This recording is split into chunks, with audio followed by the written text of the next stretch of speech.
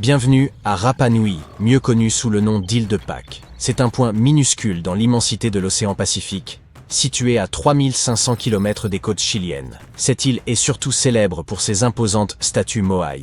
Ce lieu abrite également l'un des systèmes d'écriture les plus énigmatiques au monde, connu sous le nom de Rongorongo.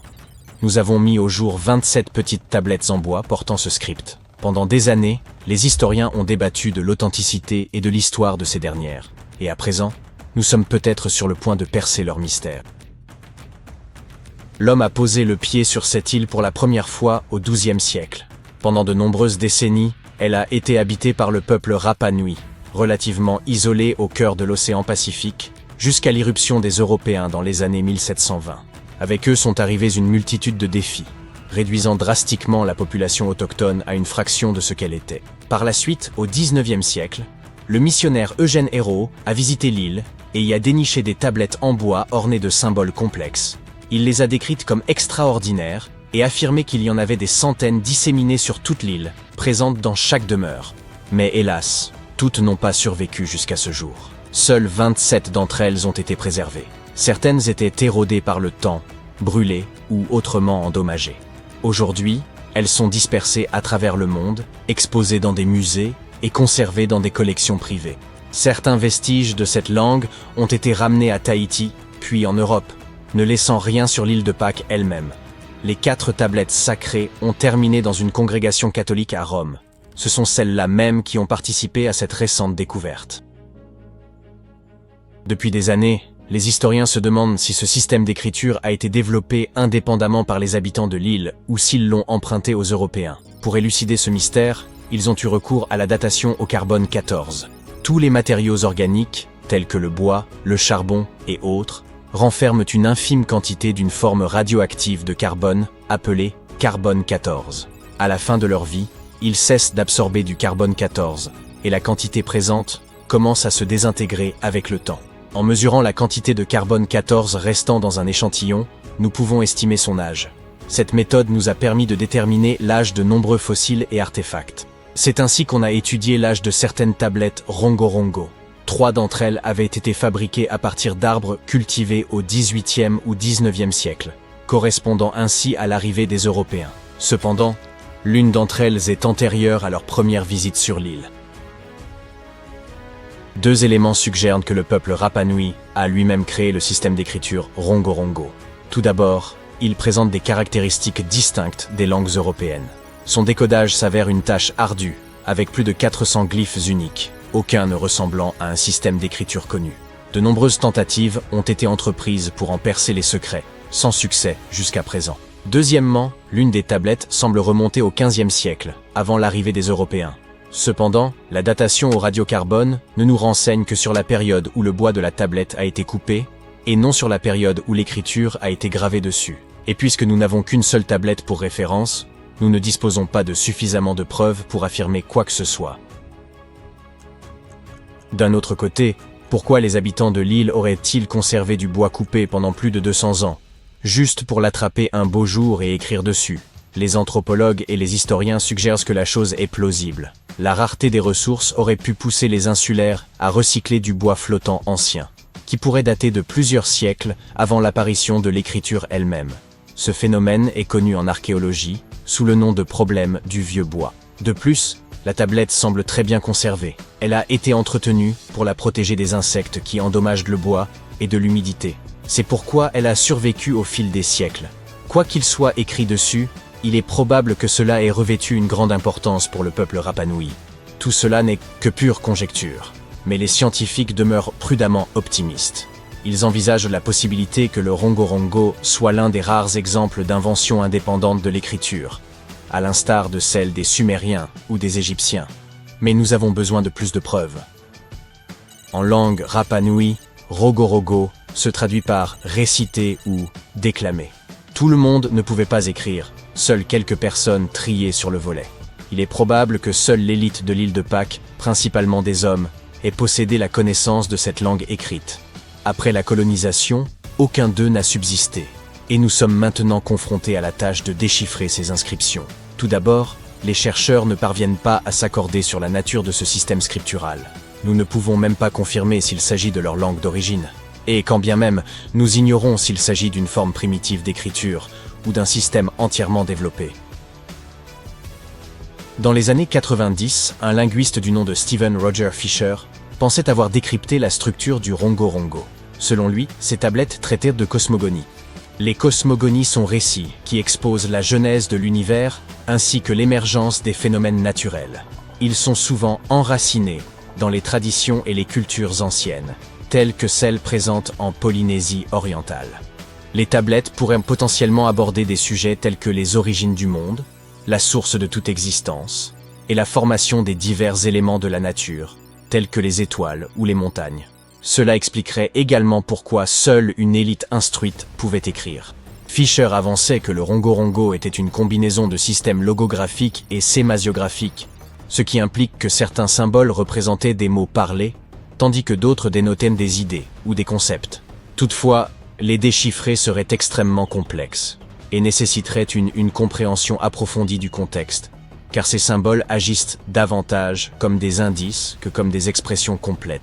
Cependant, d'autres linguistes ont contesté ces propositions, arguant qu'il existait des lacunes dans la manière dont il avait formulé sa théorie. Hélas, Fisher n'a pas été en mesure de corroborer son hypothèse.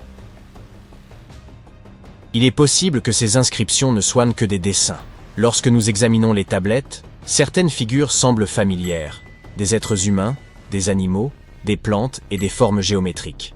On reconnaît des oiseaux, l'un d'eux ressemblant à une frégate, une espèce associée au dieu Mekmek par les habitants de Rapa Nui. Il y a aussi des poissons, des mille-pattes, ou du moins ces glyphes leur ressemblent. Se pourrait-il que ces inscriptions ne soient que de l'art ou une forme de décoration? Peut-être, mais il y a quelques problèmes. Les glyphes exhibent un niveau élevé de complexité et de structure. De plus, ils conservent un style cohérent. Par exemple, plusieurs symboles dépeignent ce qui semble être un humain avec une main levée, la seule variation étant les différentes têtes représentées. Comme si ce n'était pas assez compliqué, ce style d'écriture singulier utilise également un système appelé boustrophédon inversé. Cela signifie que chaque ligne alternée est inversée, créant un motif à nul autre pareil. Nous ignorons pourquoi ils opteraient pour cette pratique consistant à retourner la tablette après chaque ligne. Tout cela suggère qu'ils avaient mis en place un système et une organisation derrière ces symboles. De plus, il semble qu'ils utilisaient ces tablettes quotidiennement à des fins pratiques. Mais il y a de l'espoir pour l'avenir. Les progrès technologiques récents, tels que l'IA et d'autres programmes informatiques, pourraient assister notre compréhension des langues anciennes. Nous avons déjà entrepris le développement d'algorithmes qui pourraient nous aider à percer d'autres mystères, comme celui du manuscrit de Voynich. Des universitaires ont même organisé le Vesuvius Challenge, un concours d'apprentissage automatique qui, en 2023, a résolu l'énigme des anciens rouleaux d'Herculanum. Ces rouleaux avaient été ensevelis sous la boue volcanique après l'éruption du mont Vésuve en 79 après JC. En raison de leur extrême fragilité, le déchiffrement de ces rouleaux aurait été une tâche ardue. Mais grâce à la numérisation et à l'apprentissage automatique, cette entreprise est devenue beaucoup plus accessible. Ces rouleaux possèdent une riche histoire. Ils appartenaient probablement à la bibliothèque personnelle d'un philosophe épicurien nommé Philodème. Ils renferment des informations d'une grande valeur sur la philosophie grecque et la littérature latine. Si nous en déchiffrons davantage, nous en apprendrons davantage sur l'histoire foisonnante de l'Empire romain. Au début des années 2000, un étudiant en géologie participa à une excursion dans la plus grande mine de charbon à ciel ouvert du monde, en Colombie. En ramassant une pierre, il remarqua qu'il y avait des marques de feuilles préhistoriques dessus. Ensuite, il trouva d'autres pierres et elles portaient toutes le même motif. À l'époque, l'étudiant ne pouvait pas savoir que sa découverte permettrait de décrire le plus grand serpent qui ait jamais vécu sur Terre. Il présenta ses découvertes à un scientifique local qui invita les savants du Smithsonian Institute à une chasse aux fossiles. Il n'était pas très surpris, il savait qu'il y avait des fossiles dans les fosses de Cerrejón. En 1990, un autre géologue y avait trouvé un fossile et le lui avait apporté. Incertain, il l'avait catalogué sous le nom de branche pétrifiée. Des années plus tard, un paléontologue vit une image de cette branche. Il savait que ce n'était pas une branche, mais la mâchoire fossilisée d'un animal. Le scientifique fut si excité par cette découverte qu'il décida de voyager jusqu'en Colombie. Il voulait examiner le fossile, mais personne n'avait la clé de sa vitrine. Impatients, les scientifiques présents brisèrent la vitre et confirmèrent qu'il s'agissait du fossile d'un animal ayant vécu il y a des millions d'années. Grâce à cette nouvelle découverte, ils étaient maintenant certains qu'il y avait d'autres fossiles dans la région. Il fallut environ 2 ans à l'équipe pour comprendre que les fossiles provenaient d'un serpent géant et non d'un crocodile, comme ils l'avaient pensé tout d'abord. Ils purent le confirmer en examinant les vertèbres et les côtes d'environ 30 serpents géants. Tu te dis peut-être que des fossiles seraient vite détruits dans une mine de charbon. Mais en fait, c'est le charbon même qui, en formant une couche, les avait préservés. Malheureusement, nos scientifiques ne retrouvèrent pas le crâne du titanoboa. Contrairement aux mâchoires qui sont extrêmement puissantes grâce à leurs muscles, les os des serpents sont plutôt fragiles. Ils s'effritent généralement bien avant que les sédiments ne puissent les recouvrir. Mais les chercheurs réussirent quand même à mettre la main sur 3 fragments de crâne. Grâce à eux, ils réalisèrent une réplique grandeur nature de la tête du serpent, ce qui étaya leur théorie selon laquelle il s'agissait de l'un des plus grands prédateurs de son époque. Tu commences un peu à flipper ? Ne t'inquiète pas, moi aussi. Ils établirent également que le serpent était apparenté aux boas et aux anacondas modernes. C'est ainsi que le titanoboa obtint son nom. C'est un boa titanesque. L'énorme serpent fut officiellement décrit en 2009. Le titanoboa a vécu il y a environ 60 millions d'années, 6 millions d'années après la disparition du tyrannosaure. À l'époque, c'est en Amérique du Sud qu'il prospérait, dans la région aujourd'hui occupée par la Colombie et le Pérou. Il était presque aussi long qu'une piste de bowling et 2 fois plus long que le plus grand serpent vivant aujourd'hui. Et il était aussi lourd que 4 anacondas géants. S'il est devenu aussi grand et aussi lourd, c'est grâce à des circonstances favorables. Les serpents sont des animaux à sang froid, ils ont donc besoin d'un climat chaud pour se développer. Le nord-est de la Colombie était parfait. Il faisait environ 32 degrés Celsius à l'époque où vivait le titanoboa. Le titanoboa n'était pas très rapide, surtout sur Terre, mais il passait beaucoup de temps dans l'eau ou sur les rives. Notre ami pouvait nager à une vitesse pouvant atteindre les 19 km/h. Comme les serpents actuels, il était souple et pouvait rapidement changer de direction. Les scientifiques ne savent toujours pas s'il pouvait grimper aux arbres. Les paléontologues pensent que le titanoboa avait une peau brunâtre ou grisâtre. C'était la couleur parfaite pour se cacher dans les rivières des forêts tropicales. Mais après tout, je ne vois pas pourquoi il aurait eu besoin de se cacher étant donné sa taille. Le plus grand serpent de tous les temps n'était pas venimeux, mais cela ne l'empêchait pas de chasser toutes sortes d'animaux. Et même s'il pouvait manger à peu près n'importe quoi, son repas favori était probablement le poisson. Ouf! Les scientifiques se sont basés sur son palais, ainsi que sur le nombre et la forme de ses dents pour en conclure.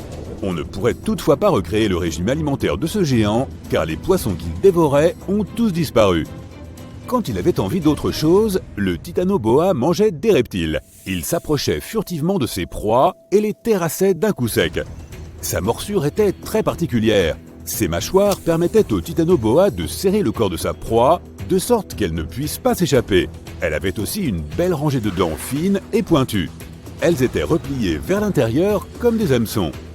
Cette petite caractéristique permettait au titanoboa de bien accrocher sa proie et d'empêcher toute fuite, que ce soit sur terre ou dans l'eau. Il pouvait très probablement avaler de grandes tortues et des crocodiles avec facilité. Tout cela semble plutôt effrayant, mais nous n'avons pas à nous inquiéter. Les titanoboas ont disparu depuis longtemps, pas vrai ? Eh bien, techniquement, comme les températures sur Terre augmentent, il est tout à fait possible que les serpents se mettent à grossir. Ils aiment beaucoup la chaleur, ils devraient donc se sentir à l'aise. Il s'agirait bien sûr de serpents différents, mais il n'est pas impossible qu'ils aient quelques ressemblances avec le titanoboa. Mais avant de penser à t'échapper sur une autre planète, dis-toi que ces énormes serpents auraient besoin d'énormes proies pour se nourrir. Ces géants préféreraient capturer et avaler de très gros animaux. Nous serions en général tout simplement trop petits pour eux. Donc, à moins que le serpent ne soit vraiment affamé, il ne perdrait pas son temps à chasser des amuse-gueules. En outre, comme tous les serpents, le titanoboa possédait un odorat fin et délicat et vivait dans des conditions très particulières, en plus d'être très sensible aux vibrations. Une odeur trop forte, trop de bruit, un climat trop froid, trop sec ou trop humide, et le serpent allait voir ailleurs, à moins d'être vraiment désespéré.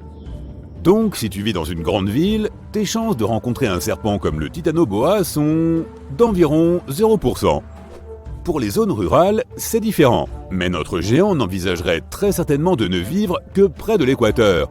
Et nous avons déjà des serpents géants dans les régions les plus chaudes du monde. Le python améthyste, un serpent constricteur ovipare, est un gentil géant. C'est le plus grand serpent de Papouasie-Nouvelle-Guinée et d'Australie. Il peut atteindre la taille de 8,50 m et peser jusqu'à 35 kg, ce qui est à peu près aussi lourd qu'un dalmatien. Les pythons améthystes sont assez curieux et se glissent parfois dans les maisons en Australie, mais ils sont plutôt inoffensifs pour les humains. Ils se nourrissent généralement de rongeurs, de chauves-souris et d'oiseaux lorsque ceux-ci viennent s'abreuver dans les ruisseaux. Pour chasser, ils savent se tenir à l'affût. Ils ont des capteurs de chaleur dans le creux de leur museau qui leur permettent de repérer plus facilement les animaux à sang chaud qui font leur régal. Le python de Seba est l'une des 11 espèces vivantes du genre python. C'est actuellement le deuxième plus grand serpent de la planète. Cet énorme serpent brun peut faire jusqu'à 6 mètres de long et peser environ la moitié d'un panda géant. Il prend ses repas très au sérieux. Il peut en effet capturer une antilope et la manger d'une seule bouchée. Même les crocodiles ont peur de cette bête, qui n'hésitera pas à s'attaquer à eux. En 1958, un zoologiste a trouvé un jeune crocodile du Nil de 1 mètre de long dans l'estomac d'un python de Seba. Selon le scientifique, le python aurait dit « Je ne sais pas ce que tu en penses, mais moi, je trouve tout cela difficile à avaler. » Ce n'est pas vrai, bien sûr. Les pythons sont muets, c'est du moins ce que nous pensons. Le python réticulé détient le record du plus long serpent vivant du monde. Le plus grand d'entre eux est même entré dans le livre Guinness des records en 2011, avec une longueur de 8 mètres. Son nom est Medusa, et il vit dans un zoo de Kansas City, dans le Missouri. Un python réticulé adulte est capable d'avaler un humain en entier, en une bouchée, sans rien mâcher. Mais ces serpents sont la plupart du temps assez paisibles et préfèrent rester tranquillement couchés. Il existe des pythons nains beaucoup plus petits que ceux dont nous parlons, mais les pythons réticulés nains sont quand même assez imposants. Il est possible d'en adopter un de 2 mètres comme animal de compagnie. Et oui, on considère bien ça comme du nanisme, même si nous sommes assez petits à côté d'un tel animal. Moi, je crois que je vais garder mon hamster. Une découverte macabre a été faite en Égypte il y a quelques années. Vous voulez en savoir plus ? 16 mains humaines, soigneusement enterrées dans 4 fosses sinistres. À première vue, elles ne ressemblaient pas vraiment à des mains humaines, car elles étaient anormalement grandes. Mais c'étaient bien des mains d'hommes. Bizarrement, il n'y avait que des mains droites, aucune main gauche. Et nous avons découvert qu'un ancien rituel très sombre avait eu lieu à cet endroit. L'art et les contes de l'Égypte ancienne parlent d'une cérémonie au cours de laquelle les guerriers présentaient la main droite de leurs adversaires comme preuve de leur victoire et demandaient de l'or en échange. Les Égyptiens croyaient en une vie après la mort, et couper la main de quelqu'un revenait à lui ôter son pouvoir pour l'éternité. S'assurer ce type de victoire était intéressant pour les guerriers. Dans le cas qui nous occupe, le combat avait opposé les Égyptiens aux Hyksos, qui vivaient dans ce qui s'appelait autrefois Canaan. L'Égypte a souvent été le théâtre de découvertes qui ont marqué l'histoire. Et il y a quelque temps, ce papyrus a été retrouvé. Quand on le déploie, il est un peu plus grand qu'un gratte-ciel. Le plus petit gratte-ciel du monde, d'accord. Celui de Wichita Falls, au Texas. À l'époque, les humains n'écrivaient pas sur leur téléphone, ils écrivaient sur cette chose, fabriquée à partir de la moelle du souchet papyrus. Il y a environ 2000 ans, les anciens Égyptiens ont composé quelque chose qui ressemble à un livre. Ils y ont décrit la plupart de leurs traditions funéraires et leur vision de l'au-delà. Ce manuscrit est considéré comme l'un des textes les plus importants de l'Égypte ancienne et il est encore vendu en librairie à ce jour.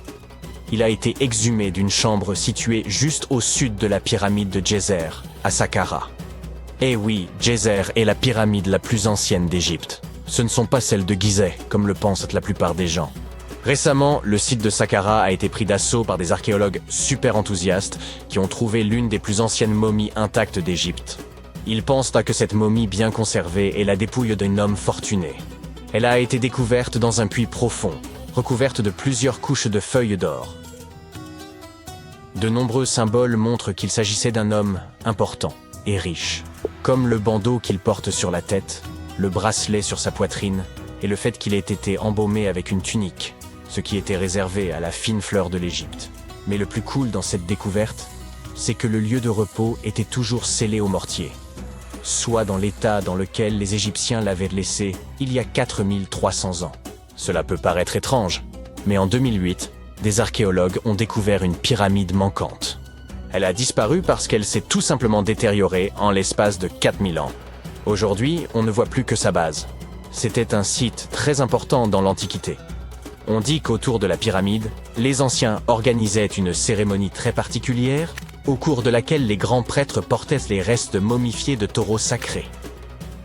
Voici un fait amusant. Les anciens Égyptiens croyaient que les taureaux étaient des incarnations terrestres de la divinité de la ville de Memphis et qu'ils étaient liés au rite de fertilité. Mais il ne s'agissait pas de n'importe quel taureau. Ils devaient être entièrement noirs, avec une seule marque blanche entre les cornes et tout un tas de caractéristiques très spécifiques. Ils étaient sélectionnés par les prêtres locaux et honorés jusqu'à leur mort. Ensuite, ils étaient momifiés et enterrés dans des galeries souterraines. Cette pyramide manquante a disparu vers le XVIIIe siècle. C'est un archéologue allemand qui l'a découverte pour la première fois dans le village de Saqqara. Il l'a nommée la pyramide décapitée lorsqu'il l'a vue pour la première fois. Mais des années après sa découverte officielle, le sable du désert est venu la recouvrir. On a procédé à quelques fouilles, entre le 19e et le 20e siècle, mais pas de manière systématique. C'est pourquoi les scientifiques ont été très contents le jour où ils ont déterré la base entière de la pyramide après avoir retiré le monticule de sable de 8 mètres qui la recouvrait. Et saviez-vous que des archéologues américains fouillaient un cimetière égyptien qui pourrait contenir plus d'1 million de corps momifiés? Jusqu'à présent, les archéologues ont déterré environ 1700 momies. L'une des principales différences avec les autres momies égyptiennes classiques est que ces personnes n'étaient ni des rois ni des pharaons. C'étaient des gens du peuple ayant vraisemblablement vécu il y a 1500 ans, lorsque l'Égypte était contrôlée par les empires romains et byzantins. Le nom du cimetière est intéressant, la voie du buffle d'eau, au cas où vous voudriez y jeter un coup d'œil lors de votre prochain voyage. Outre les taureaux et les buffles, les Égyptiens de l'Antiquité aimaient aussi les babouins. Y a-t-il une logique dans tout ça? Au début du XXe siècle, des archéologues ont découvert un site rempli de babouins momifiés dans un endroit appelé la vallée des singes. Un animal n'aurait pas été momifié s'il n'était pas considéré comme important. Certains animaux étaient plus importants que d'autres, car ils étaient liés à des divinités spécifiques. Les chacals étaient liés à Anubis, l'ancien dieu de l'au-delà. Quant aux chats, ils étaient assimilés à la divinité féminine Bastet.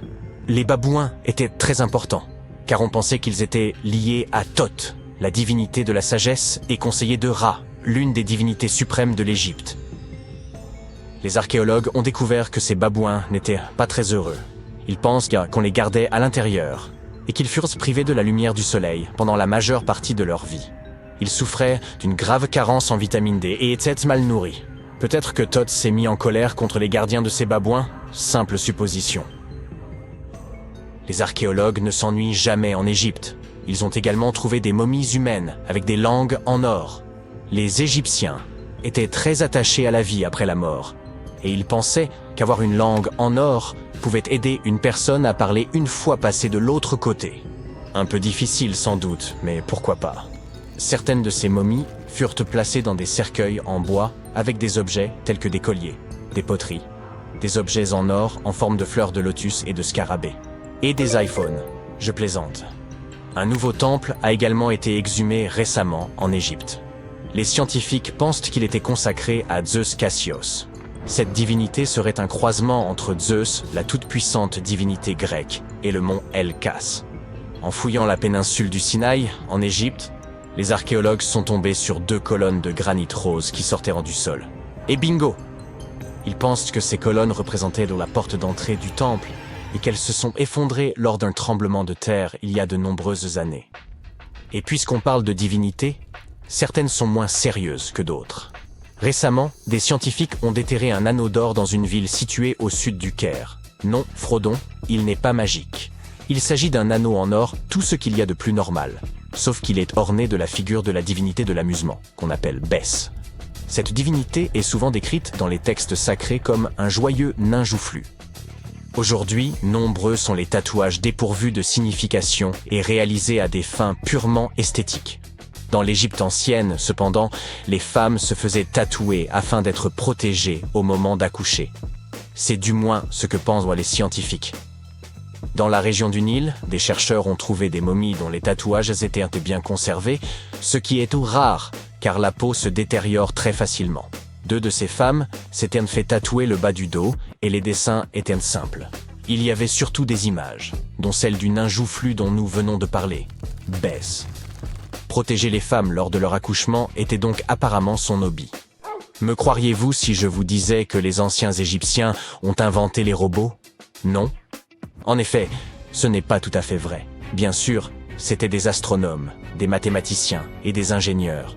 Mais ils sont également les auteurs d'une invention farfelue, une divinité automatisée que les scientifiques appellent Hathor. Cette statue en bois se trouvait depuis des années au Metropolitan Museum of Art, jusqu'à ce que quelqu'un remarque qu'elle avait un secret. À l'aide d'un scanner à rayon X, les spécialistes ont découvert un système mécanique à l'intérieur de la statue. L'axe en forme de poulie va de l'épaule de la statue à sa jambe gauche. Lorsque le système tourne, la statue lève et abaisse sa main, comme pour dire bonjour. Quand tu entends parler de ruines anciennes, tu ne les imagines jamais suspendues quelque part, ou simplement accrochées à la branche d'un arbre, n'est-ce pas? En fait, pour la plupart des objets anciens que nous avons exposés dans les musées du monde entier, les archéologues ont fait un travail de fouille impressionnant. Tu vois, les bâtiments ont cette drôle de façon de se dégrader avec le temps si l'on n'en prend pas soin correctement. Parfois, nous devons réutiliser certains matériaux de construction, et une bâtisse plus ancienne peut alors être sacrifiée dans le processus. D'autres fois, les maisons sont abandonnées, et dès qu'elles sont exposées aux éléments en surface, comme la pluie ou le soleil, elles n'ont plus aucune chance. Certaines s'écroulent tout simplement sous l'effet de la bonne vieille érosion. La seule façon pour un édifice de survivre à l'épreuve du temps est d'être enterré en profondeur. Mais comment ces architectures finissent-elles par être enterrées? C'est une véritable comédie d'erreurs. Les villes anciennes avaient l'habitude d'élever progressivement le niveau de leur sol, comme un enfant qui ajoute des garnitures à sa coupe glacée. En effet, ces colonies étaient toujours occupées à collecter de la nourriture et des matériaux de construction pour faire face à l'augmentation constante de leur population.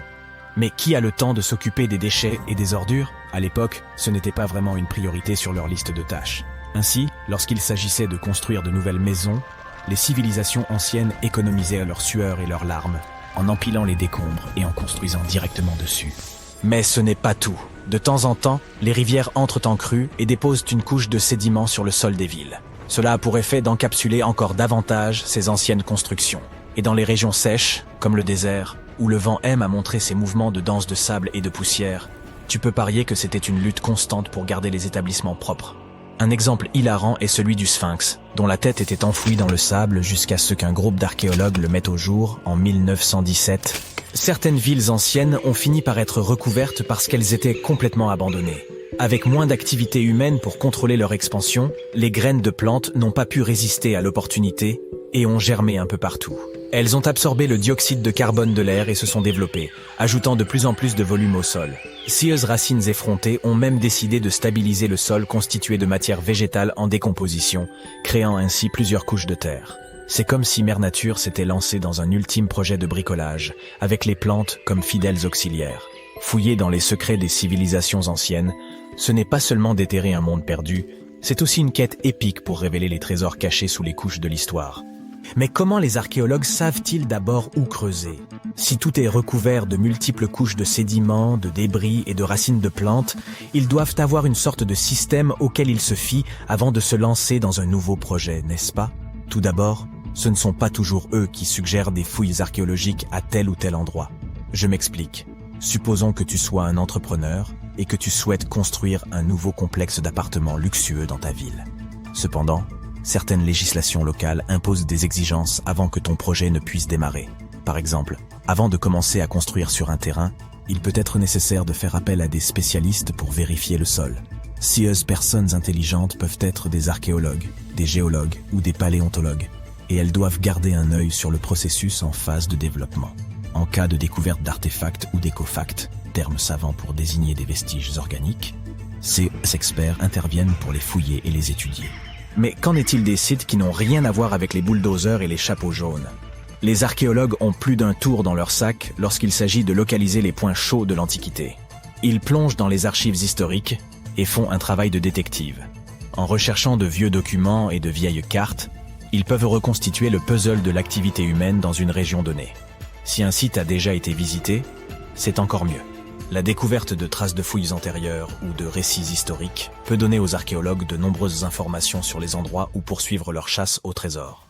Avant de commencer à manier leur pelle, les archéologues se livrent à une sorte de balayage visuel. Armés d'un système de quadrillage, ils se promènent sur le site, à l'affût de tout artefact susceptible de se cacher juste sous la couche supérieure de la Terre. Qu'il s'agisse d'outils en pierre taillée, de verres historiques ou même d'anciennes décharges, oui, elles ont aussi de la valeur. Ces explorateurs à l'œil vif peuvent repérer des signes d'activité humaine plus rapidement que la plupart des gens. S'ils tombent sur un hamac coquillé, terme savant pour désigner un dépôt d'ordures, ils savent avec certitude que l'homme a jadis habité cet endroit. Les archéologues ne se contentent pas de leur fidèle pelle. Ils disposent d'un arsenal de gadgets pour les aider dans leur recherche de merveilles cachées. Les outils géophysiques sont en quelque sorte leurs armes secrètes. Prenons l'exemple du résistivimètre. Cet appareil astucieux mesure la composante électrique du sol et tout élément ou artefact enfoui. Un mur enterré, par exemple, produira une résistivité différente de celle du sol environnant. Les magnétomètres et les géoradars fonctionnent de la même manière, mettant en évidence les indices potentiels de trésors anciens dans le sol. Et qui pourrait oublier notre vieil ami, le GPS? Il aide les archéologues à cartographier des emplacements précis, comme une carte au trésor high-tech les menant directement à leur peau d'or. Tu souhaites visiter virtuellement certains des sites archéologiques les plus importants du monde? Suis-moi. Au Royaume-Uni, par exemple, tu trouveras cet endroit intéressant appelé Stonehenge. C'est l'un des nombreux Henges répartis dans le pays, mais celui-ci est vraiment exceptionnel. Imagine cela. Des pierres anciennes et massives se dressent fièrement, disposées sous forme d'un anneau à l'extérieur et d'un fer à cheval à l'intérieur, avec quelques pierres plus petites pour faire bonne mesure. Et devine quoi? Ces pierres étonnantes existent depuis plus de 5000 ans. C'est ce que l'on appelle une longévité à toute épreuve. C'est là que les choses deviennent intéressantes. Selon le folklore local, le légendaire magicien Merlin a sorti sa baguette magique et a téléporté ces pierres massives depuis l'Irlande. Apparemment, des géants les avaient assemblées là-bas, mais Merlin a décidé qu'elles seraient bien plus belles à leur nouvel emplacement. D'autres pensent qu'il s'agit simplement des ruines d'un ancien édifice spirituel romain. Ces structures étonnantes ont été construites par nos ancêtres de l'âge du bronze. Avec leurs outils simples et leur technologie limitée, ils ont réussi à créer ce chef-d'œuvre monumental. Impressionnant, non? Malheureusement, nous ignorons encore beaucoup de choses sur cette région. L'objectif initial de Stonehenge reste encore aujourd'hui un mystère. Certes, il existe de nombreuses théories, mais les scientifiques ne sont pas encore parvenus à se mettre d'accord sur le sujet. On sait cependant qu'il est parfaitement aligné pour accueillir le lever du soleil lors des solstices d'été et d'hiver. L'ancienne ville de Pompéi est un site archéologique tout aussi étonnant. Imagine un peu, le Vésuve, un fauteur de troubles notoires, a décidé de piquer une crise volcanique et a complètement recouvert cette ancienne ville romaine. Il l'a transformée en capsule temporelle, située à l'extérieur de l'actuelle Naples, en Italie. En 1748, une bande d'explorateurs aventureux est tombée sur Pompéi. Ils ont découvert alors un trésor de choses bien conservées. Des rues, des maisons, de la nourriture, probablement un peu périmée, des bijoux clinquants, des sculptures raffinées, des fresques colorées, des objets ménagers de tous les jours, et même des restes humains et animaux. C'était comme une fête archéologique épique. À première vue, Pompéi avait tout pour plaire. Des maisons et des villas de luxe, une immense arène de 20 000 places, de jolies petites boutiques d'artisans, des lieux de rencontre comme des tavernes, sans oublier les endroits coquins comme ces bains luxueux où l'on pouvait se faire dorloter intensément. Il y a aussi le sanctuaire d'Apollon, où les gens se réunissaient pour leur culte quotidien. Et bien sûr, le cœur animé de la ville, le forum de Pompéi, où tous les gens branchés avaient l'habitude de se retrouver. Et devine quoi? Pompéi est tellement cool qu'elle a été inscrite sur la liste du patrimoine mondial de l'UNESCO en 1977. C'est en quelque sorte le panthéon de l'histoire. Cette liste comprend également de nombreux autres bâtiments et sites célèbres, comme le Taj Mahal en Inde et l'Acropole d'Athènes en Grèce. Il existe des communautés entières de petits organismes inhabituels qui vivent dans les lagons en Patagonie. Et ils sont parmi les premières formes de vie jamais existantes. Personne ne les connaissait jusqu'à ce que deux scientifiques, Brian et Maria, aillent explorer certaines zones en Patagonie. La Patagonie occupe près de la moitié de l'Argentine, et peu de gens y vivent. Seulement quelques agriculteurs et éleveurs de moutons qui restent principalement près des rivières et cultivent des choses comme des pommes, des poires et de la luzerne. Il y a longtemps, c'était un endroit sauvage et lointain où vivaient des tribus indiennes, par exemple les Tewelch. Mais cette fois, nous allons suivre les traces de formes de vie qui sont apparues bien avant les humains et regarder de plus près ces micro-organismes intéressants que Brian et Maria ont trouvés. Ces deux-là ont dû conduire pendant 9 heures sur des routes difficiles pour atteindre leur destination. Ils ont séjourné dans un petit village. Seulement 35 personnes y vivent. 6 Jane dépendent d'une seule source car il ne pleut presque jamais là-bas. Lors de la dernière nuit dans le village, Brian a réalisé que les images satellites qu'il avait prises montraient un ensemble de lagunes, qui n'étaient qu'à 16 km de distance. Le lendemain, la petite équipe a sauté dans une voiture et a remonté la route aussi loin qu'ils le pouvaient, jusqu'à ce que cela devienne trop difficile à conduire. Ils ont continué à randonner le reste du chemin. C'était difficile, car ils devaient porter de l'eau pour faire face au soleil intense. À certains endroits, ils ont fini par s'enfoncer jusqu'aux genoux dans une bouillie de sel. Là-haut, il y avait 12 lagons aux eaux parfaitement claires. Le lieu lui-même ne offrait pas grand-chose à part de l'eau très acide et salée et un soleil direct et intense. Mais c'était un peu comme un voyage dans le temps, car ces conditions ressemblaient à ce à quoi la Terre ressemblait il y a de nombreuses années. Lorsque Brian a examiné les lagunes, il a été surpris de voir de nombreux micro-organismes inhabituels là-bas. Nous les appelons, et ils sont si petits que nous ne pouvons même pas les voir sans un microscope. Mais ils se rassemblent et forment de grandes communautés. Dans le passé, de nombreuses espèces inhabituelles vivèrent de cette façon, par exemple les cyanobactéries. Elles étaient importantes à leur époque parce qu'elles produisaient de l'oxygène. La Terre, à ses débuts, n'avait pas beaucoup de ce gaz dans son atmosphère. Les premières stromatolites pourraient avoir été formées par différents types de bactéries qui ne produisèrent pas nécessairement d'oxygène, mais vivèrent simplement leur vie paisible là-bas. Elles formèrent des couches, s'empilant les unes sur les autres, afin qu'au moins certaines d'entre elles puissent recevoir un peu de lumière solaire. Elles utilisaient du sable et des liquides collants pour rester proches les unes des autres. Brian était également incroyablement surpris car c'était l'un des plus grands stromatolites vivants qu'il ait jamais vus. Les stromatolites vivants poussent généralement jusqu'à plus de 1 mètre de haut.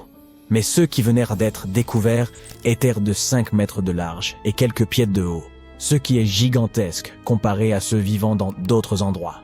Et les fossiles étaient encore plus grands.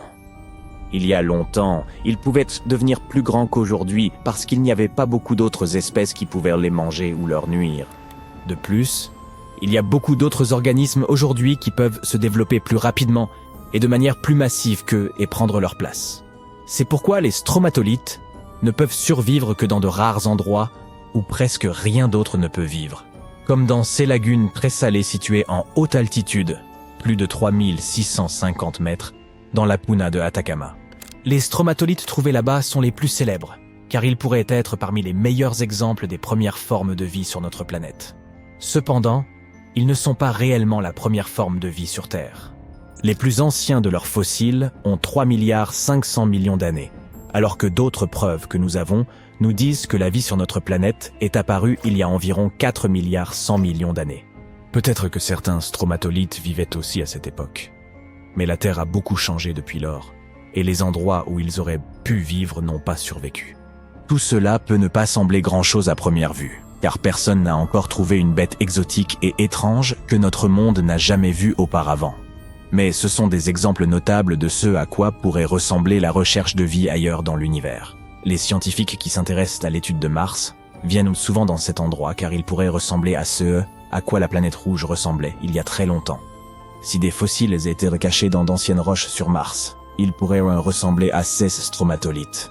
Un autre pays lointain a révélé certains de ses secrets. C'est l'Antarctique avec un ancien monde perdu trouvé sous sa glace.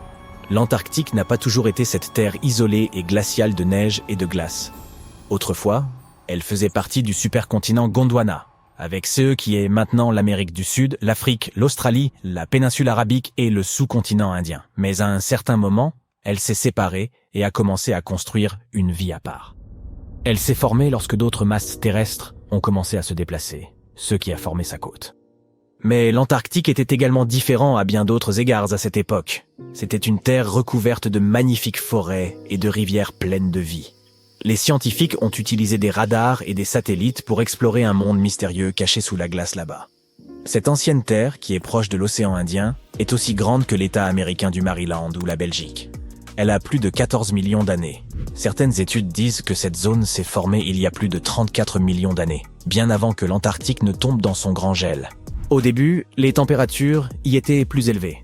Peut-être comme le temps en Patagonie ou les forêts pluviales tempérées froides de Tasmanie, Nouvelle-Zélande, ou peut-être même plus tropicales que cela. Mais alors que le climat devenait plus frais, de petits glaciers ont commencé à se former sur les collines près des rivières.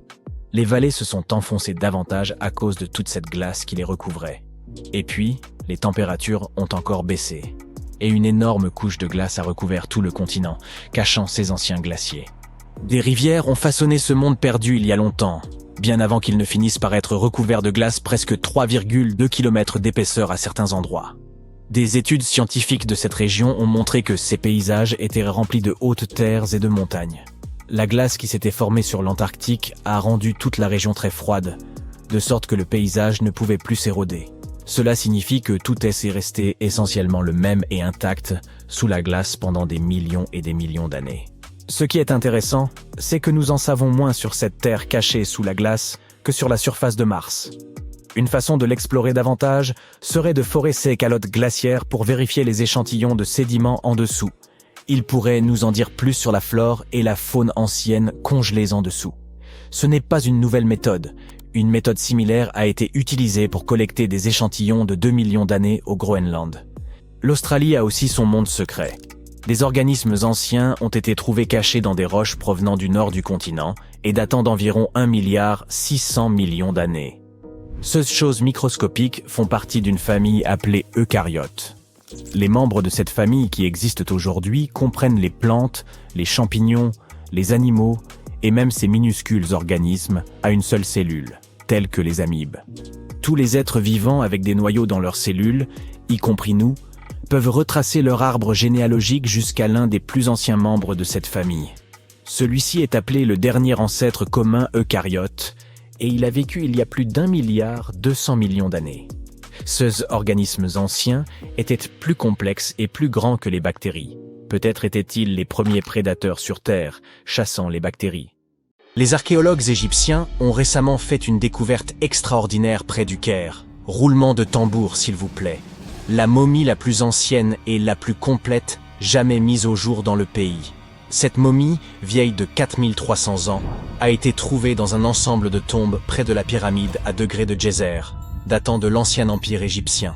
Elle était recouverte de couches d'or. L'équipe a également découvert plusieurs autres tombes, dont une appartenant à un haut dignitaire égyptien et une autre à un gardien des secrets, qui présidait aux cérémonies.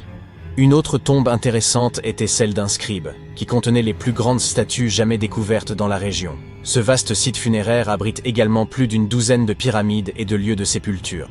L'une des momies les plus célèbres au monde est probablement celle d'Hatshepsut. Elle a gouverné l'Égypte pendant environ 20 ans, érigé de nombreux édifices impressionnants et créé de nouvelles routes commerciales. Cependant, lorsque l'archéologue Howard Carter a découvert son tombeau dans la vallée des rois, son sarcophage était vide. Carter a néanmoins trouvé 2 cercueils dans une autre tombe, dont l'un appartenait à la nourrice d'Hatshepsut et l'autre à une femme inconnue. En 2006, une équipe de spécialistes a décidé d'enquêter pour déterminer si cette femme mystérieuse était la reine en personne. Ils ont découvert une molaire dans une boîte en bois portant le nom d'Hatshepsut, et lorsqu'ils l'ont comparée à la mâchoire de la momie, elle correspondait parfaitement. Ramsès II était un souverain des plus remarquables, mais c'est sa momie, plus encore que ses accomplissements, qui aura finalement marqué l'histoire. Ramsès est considéré comme le pharaon le plus puissant de toute l'Égypte, ayant régné durant pas moins de 6 décennies. Il a également vécu jusqu'à l'âge canonique de 90 ans, ce qui était tout à fait remarquable compte tenu de l'époque à laquelle il vivait. Ramsès II aurait eu plus de 100 descendants, parlé d'une famille nombreuse. À sa mort, son corps fut initialement enterré dans la vallée des rois, mais des pillards tentèrent de dérober les trésors de son tombeau. Ses successeurs, ne pouvant tolérer de tels actes, déplacèrent donc son corps vers un lieu tenu secret pour le protéger. Avance rapide jusqu'au XIXe siècle, quand la momie de Ramsès II fut découverte avec celle d'autres souverains et dignitaires. Cependant, elle n'était pas en très bon état. Les archéologues décidèrent donc de l'envoyer à Paris pour des soins appropriés. Le problème, c'est qu'il ne pouvait tout simplement pas être expédié vers un autre pays. La seule solution fut de donner à Ramsès II un passeport. Sa profession y était indiquée comme roi, et le document comportait même sa photo. La plupart des momies ne sont pas nécessairement réputées pour avoir une peau très hydratée, mais celle d'une femme originaire de Chine et surnommée Lady Di prouve le contraire. Non, nous ne parlons pas de cette Lady Di, mais d'une marquise remontant à la dynastie Han, découverte dans un tombeau richement décoré en 1971. Grâce aux conditions particulières de son sépulcre, humidité et absence d'oxygène, son corps était presque parfaitement préservé. Sa peau était douce, ses cheveux impeccables, et elle était encore souple. Le musée qui expose aujourd'hui sa momie montre également une multitude d'objets luxueux enterrés avec elle, comme de la vaisselle et des instruments de musique. Les archéologues, en examinant la momie de plus près, découvrirent qu'elle était décédée d'une crise cardiaque vers l'âge de 50 ans. Bien qu'elle ait quitté ce monde depuis plus de 2000 ans, Madame Di continue de fasciner. La momie d'Ötzi, l'homme des glaces, fut découverte dans les Alpes en 1991. Les autorités autrichiennes pensèrent d'abord qu'il s'agissait d'un alpiniste moderne, tant il était bien conservé. Il s'avéra qu'il provenait en réalité de l'âge du cuivre. Grâce à l'étude de sa momie, retrouvée dans un col de montagne à plus de 3000 mètres d'altitude, nous en avons énormément appris sur la vie en Europe durant le Chalcolithique. Par exemple, nous savons qu'il était originaire d'Europe centrale et qu'il consommait régulièrement de la viande. Il souffrait également d'arthrite, de rétrécissement des artères et de troubles intestinaux. Mais il utilisait probablement l'acupuncture et des herbes médicinales pour traiter ses affections. Apparemment, il était aussi très habile de ses outils. Il les avait aiguisés quelques jours à peine avant sa mort prématurée. Peut-être anticipait-il des ennuis? Ou se préparait-il simplement pour une tâche de routine? Le roi Toutankhamon et son histoire figurent parmi les plus célèbres de toutes les momies d'Égypte. Ce pharaon est décédé à l'âge précoce de 19 ans, il y a plus de 3 millénaires, mais sa momie reste l'une des plus emblématiques au monde. Lorsque son tombeau a été ouvert en 1922, l'excitation était à son comble car il était encore intact, contrairement à de nombreux autres tombeaux royaux. Il contenait des sarcophages somptueusement ornés, dont un en or massif. Non seulement le tombeau de Toutankhamon nous a offert un aperçu de l'histoire de l'Égypte ancienne, mais sa momie nous a également beaucoup appris sur l'époque dans laquelle il vivait. L'analyse de son ADN a permis d'identifier ses parents et a révélé que le pharaon souffrait d'une rare maladie osseuse qui aurait pu le rendre invalide. Ginger est probablement l'une des momies les plus fascinantes dont vous entendrez jamais parler. Il ressemble à un voyageur temporel venu d'il y a 5000 ans, arborant encore ses cheveux dorés et ses ongles parfaitement préservés.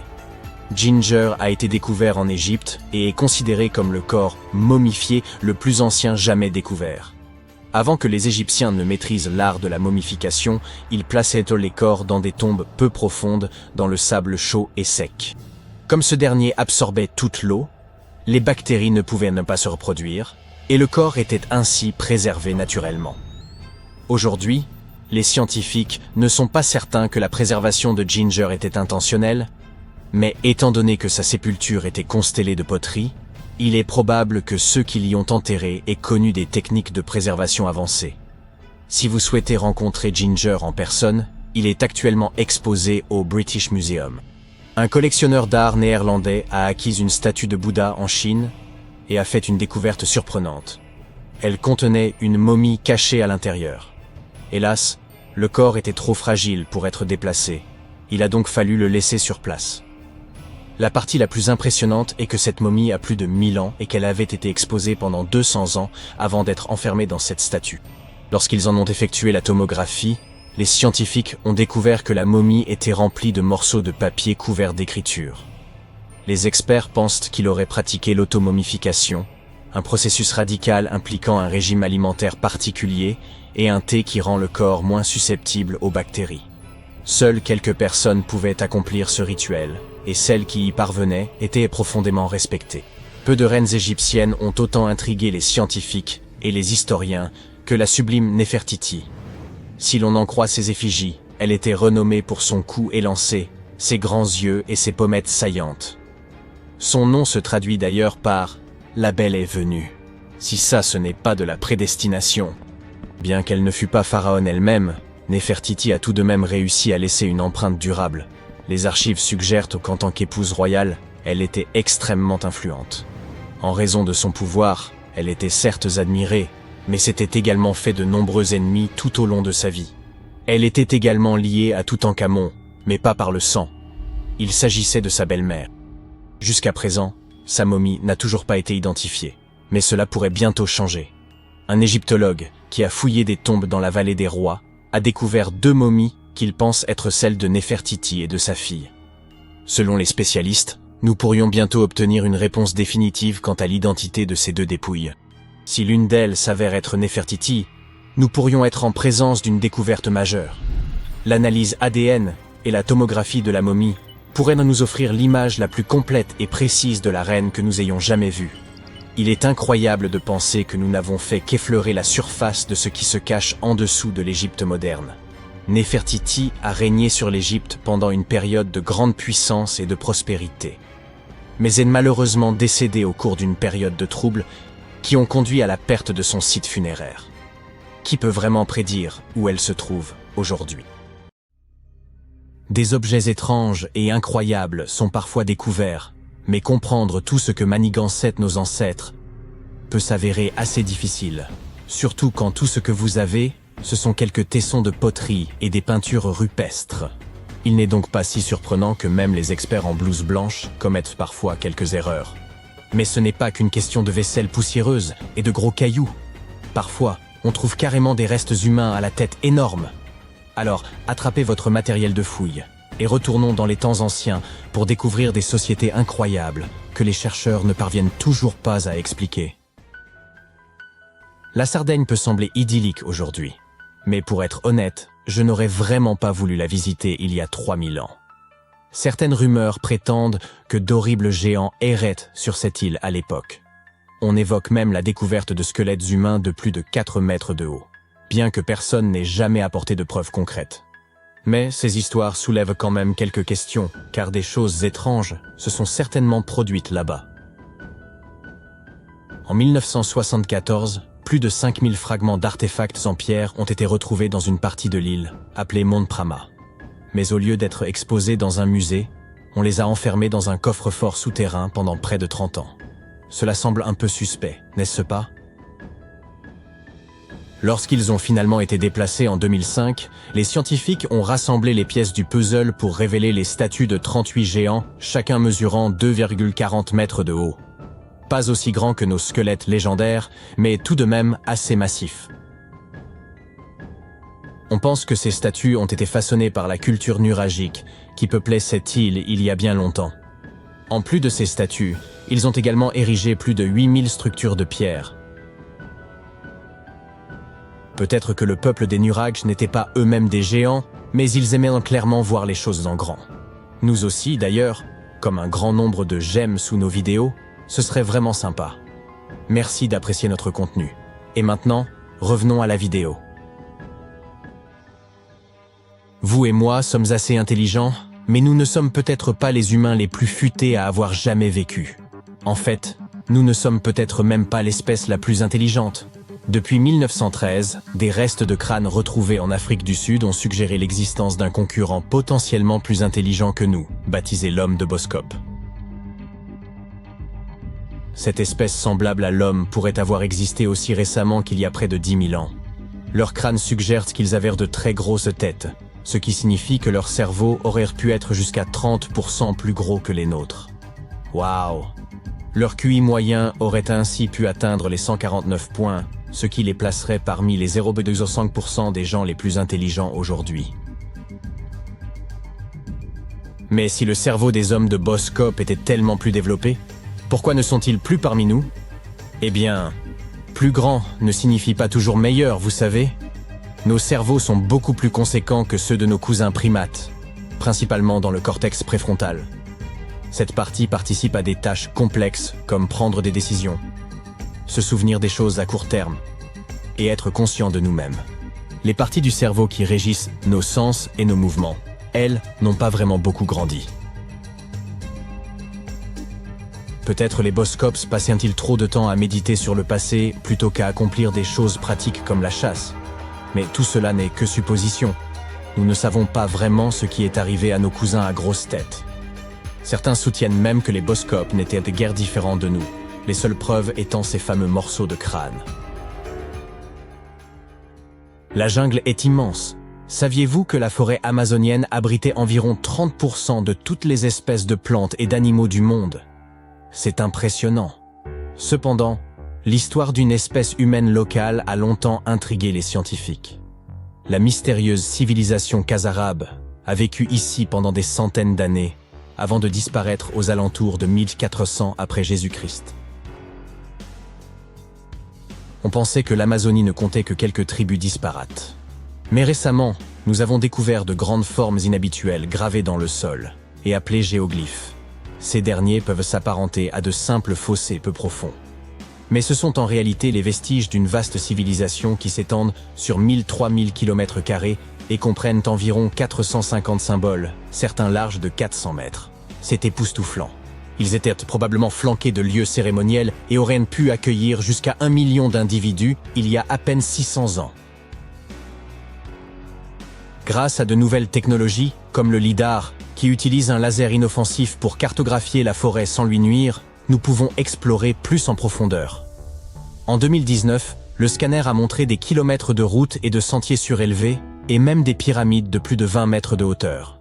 On a découvert 26 zones de peuplement distinctes, dont 2 mesuraient au moins 100 hectares chacune. Ça représente la superficie de 330 terrains de football. On ignore ce qui est arrivé à la civilisation Khazarabe, mais il n'est pas à exclure que les conquistadors en soient responsables. Peut-être que l'ancienne civilisation la plus déroutante est celle dont nous n'avons jamais réellement trouvé de traces. Oui, je parle bien de l'Atlantide, cette grande cité qui a supposément sombré dans l'océan. Les premières mentions de l'Atlantide nous viennent du philosophe grec Platon, qui évoquait une grande cité proche du détroit de Gibraltar. Mais pendant des siècles, tout le monde a simplement pensé que Platon l'avait imaginé de toutes pièces, comme une version idéalisée de son Athènes natale. Alors pourquoi, environ 12 000 ans après sa disparition présumée, nous demandons-nous encore si elle pourrait avoir existé?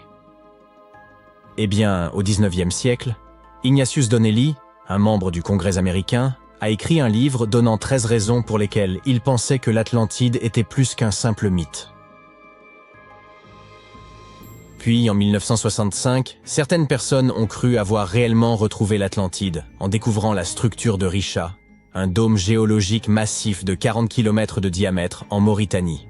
Il est si grand que l'on ne peut en observer l'ensemble que depuis l'espace.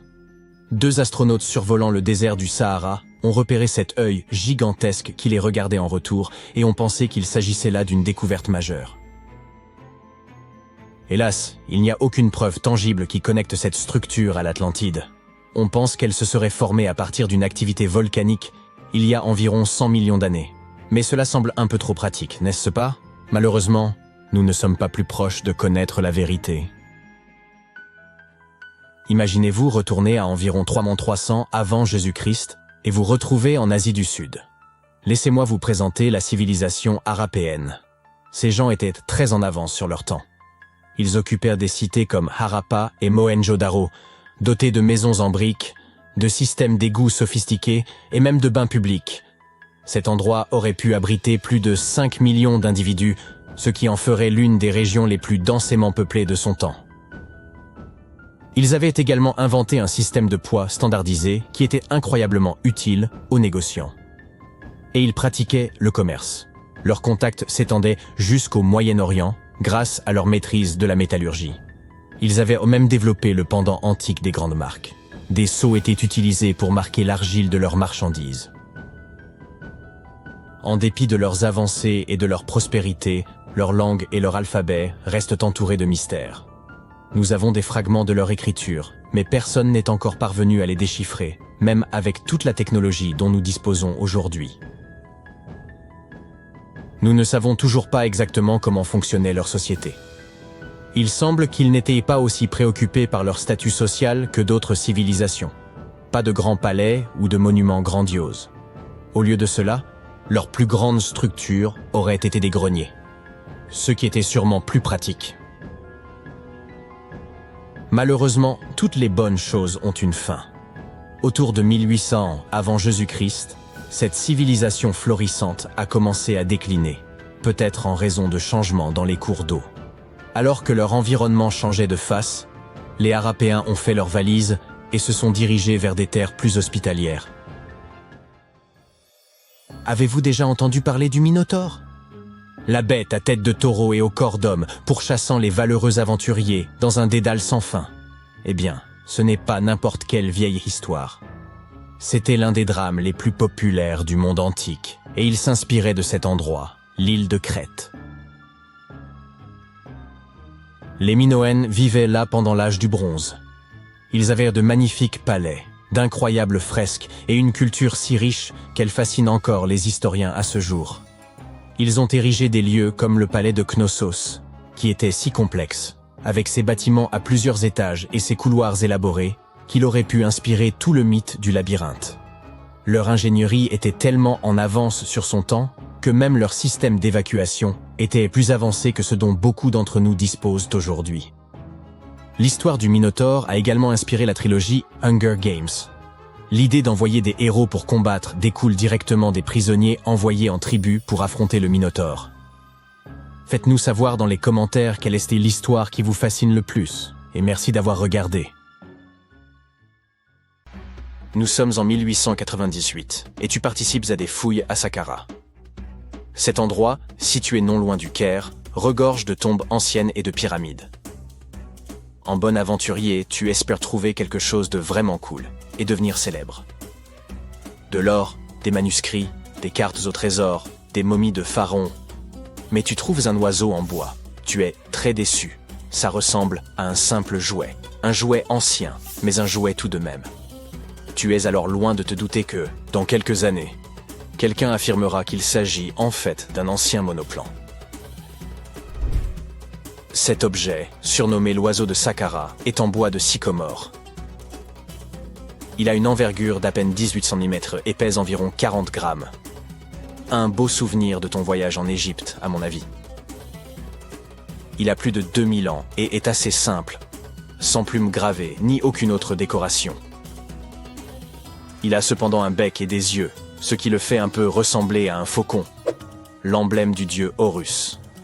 Sa queue a quelque chose d'inhabituel, elle est carrée, étrangement droite, et on dirait qu'une pièce aujourd'hui manquante venait autrefois la compléter. Nous adorons résoudre les mystères, du coup, plusieurs théories ont été avancées au sujet de cet oiseau. La première, toute simple, est qu'il s'agissait d'un objet cérémoniel. La deuxième idée est qu'il s'agissait du jouet d'un enfant né dans une famille aisée. Il pourrait s'agir d'une sorte de boomerang, très populaire dans l'Égypte ancienne. Enfin, selon une autre théorie, l'oiseau aurait été utilisé comme girouette. Mais cette théorie n'a pas été retenue, car la figurine ne présente aucun trou ou marquage, à l'exception de celui qui a été fait au musée du Caire pour la fixer sur son socle. Il n'y avait donc jadis aucun moyen de l'accrocher. Près d'un siècle après la découverte de l'oiseau, l'égyptologue Khalil Messia a proposé une nouvelle théorie selon laquelle il pourrait s'agir d'un modèle de monoplan. Selon lui, il manquait à l'oiseau un empennage horizontal. Par ailleurs, ses ailes étaient placées à angle droit, comme celles des avions modernes. Cela aurait pu servir à générer la portance aérodynamique nécessaire au vol. Le docteur Messia a également affirmé qu'il était courant à l'époque de placer des modèles miniatures d'inventions technologiques dans les tombes. Les anciens Égyptiens ont-ils vraiment inventé l'avion en 200 avant notre ère? Cela aurait beaucoup contrarié les frères Wright, que l'on considère comme les inventeurs de l'aviation. Ils n'ont effectué leur premier vol qu'en 1903. Afin de nous en assurer, il nous faudrait tester le modèle. Mais le musée égyptien ne laisserait probablement personne lancer en l'air cette précieuse pièce de collection. C'est pourquoi le concepteur de planeurs, Martin Grégory, a construit un modèle similaire, cette fois en balsa, et a pu conclure que même avec un empennage horizontal, cet avion n'était pas très performant. Affaire résolue. Et non.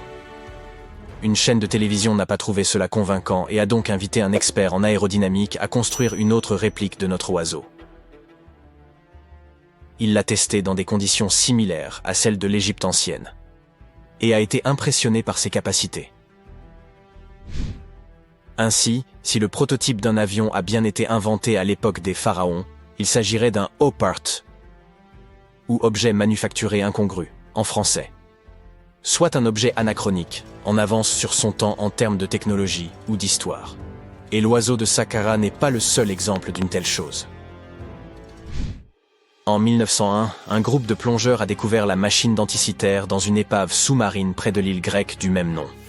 On l'a surnommée le premier ordinateur analogique du monde. Et on pense qu'elle date d'environ 100 ans avant notre ère.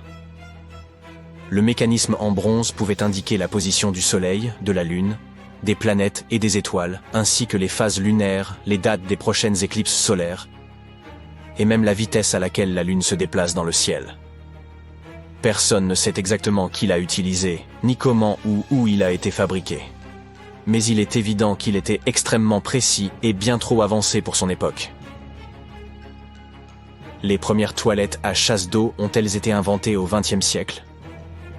Et non. Les Minoens de Crète et la civilisation de la vallée de l'Indus ont mis au point cette super invention à peu près à la même époque, il y a environ 4000 ans.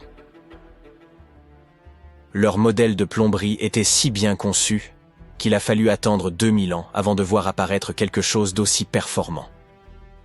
Une ancienne toilette minoenne a été découverte dans le palais de Knossos.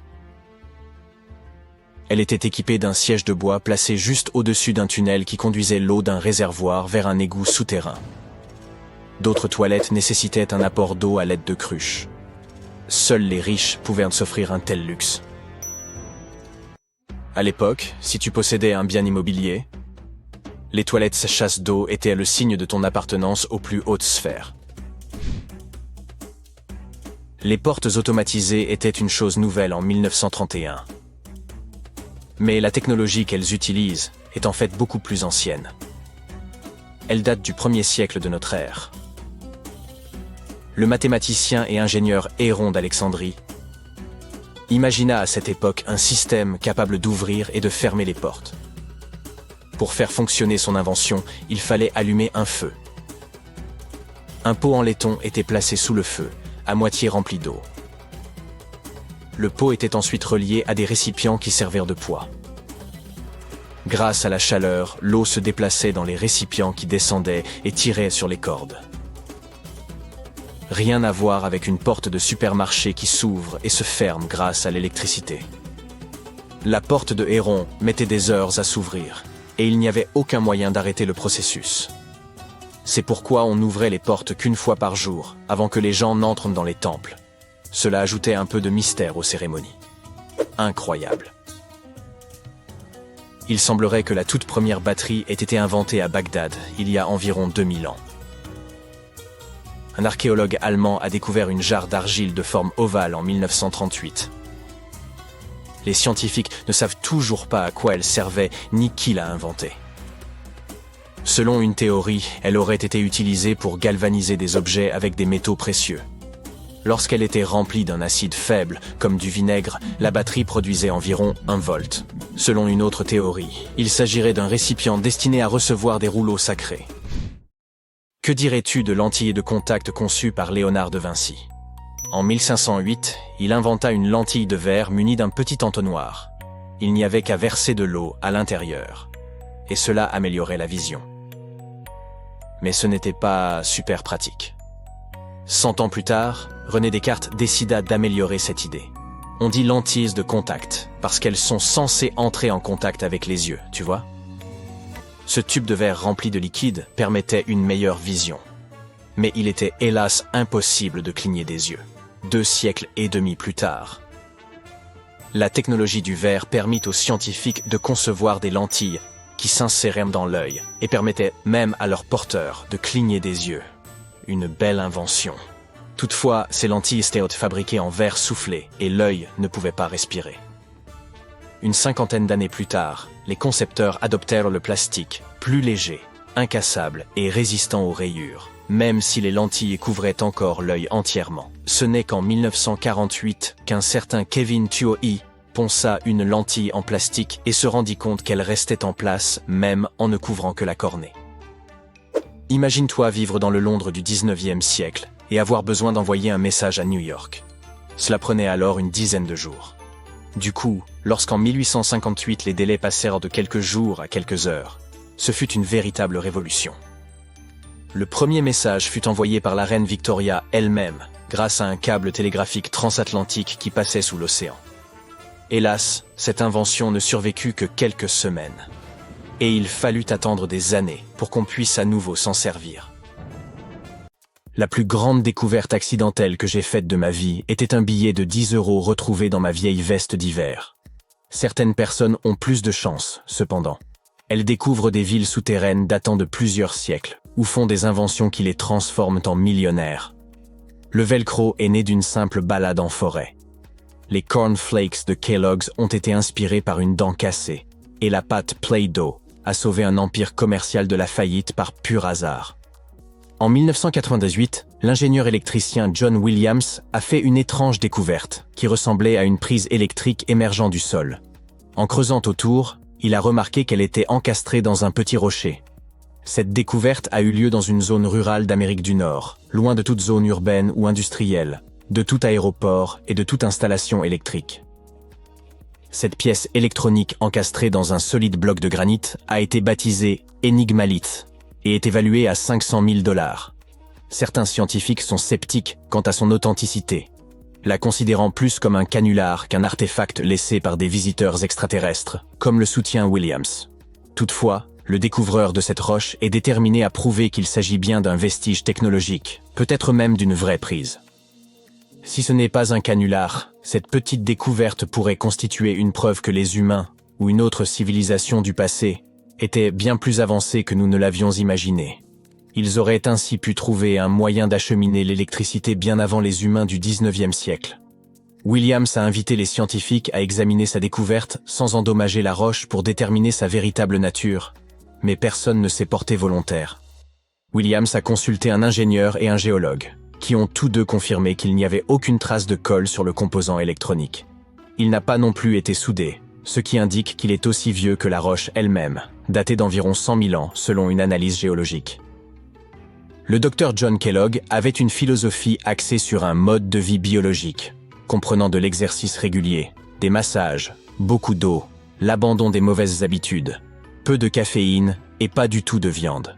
À la fin du 19e siècle, il a pris la direction d'un institut de santé dans le Michigan.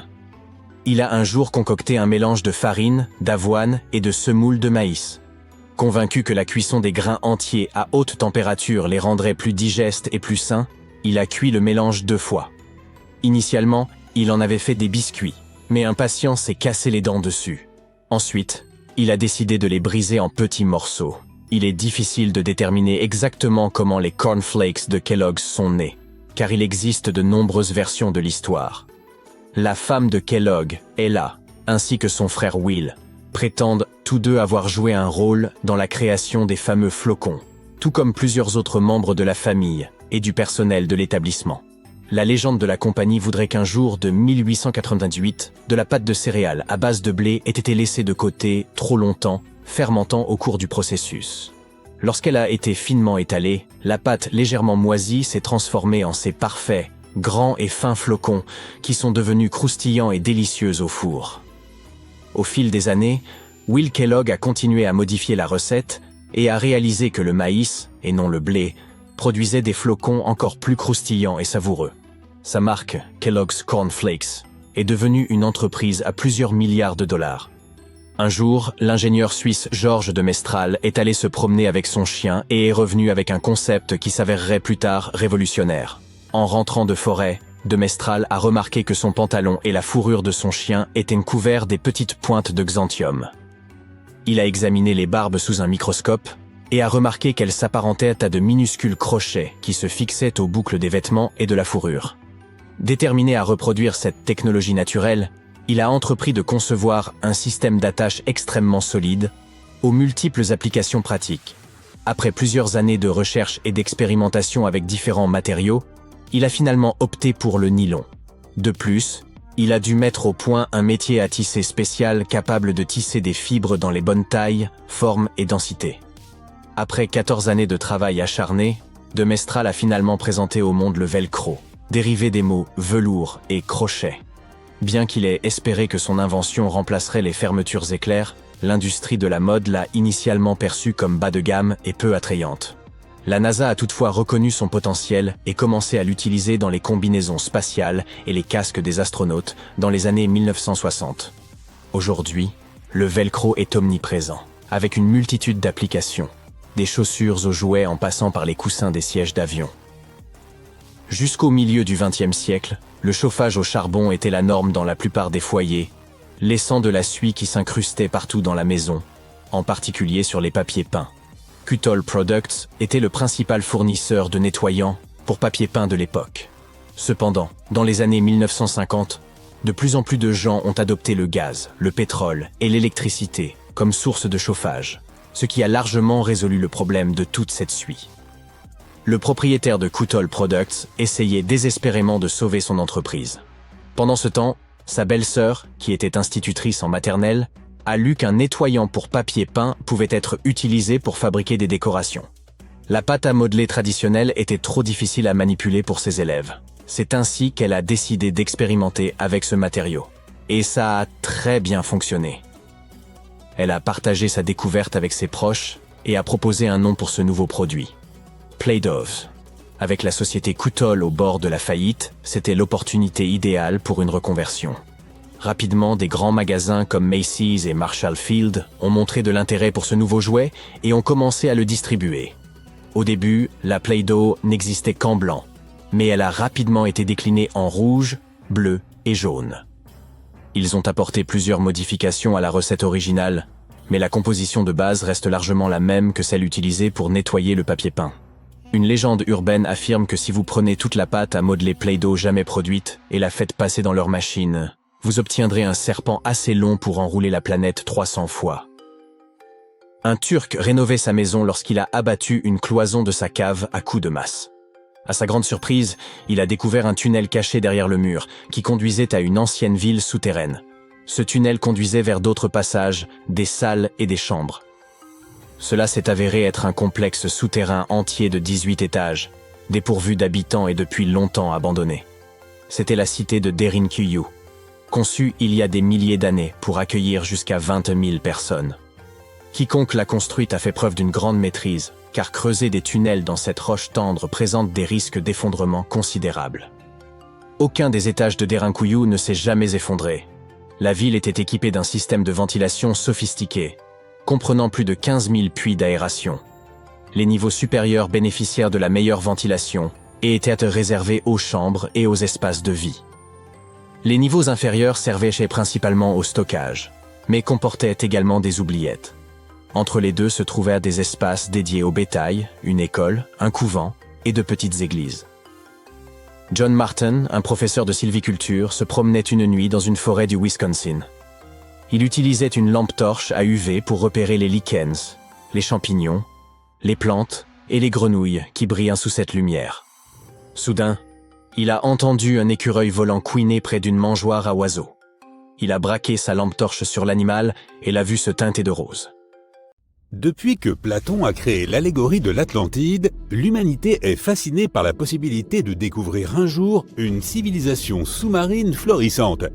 Tu veux te joindre à nous pour visiter quelques sites sous-marins historiques? Voyons ce que nous pouvons comprendre de ces civilisations anciennes. Le premier sur notre liste est ce qu'on appelle le Stonehenge sous-marin.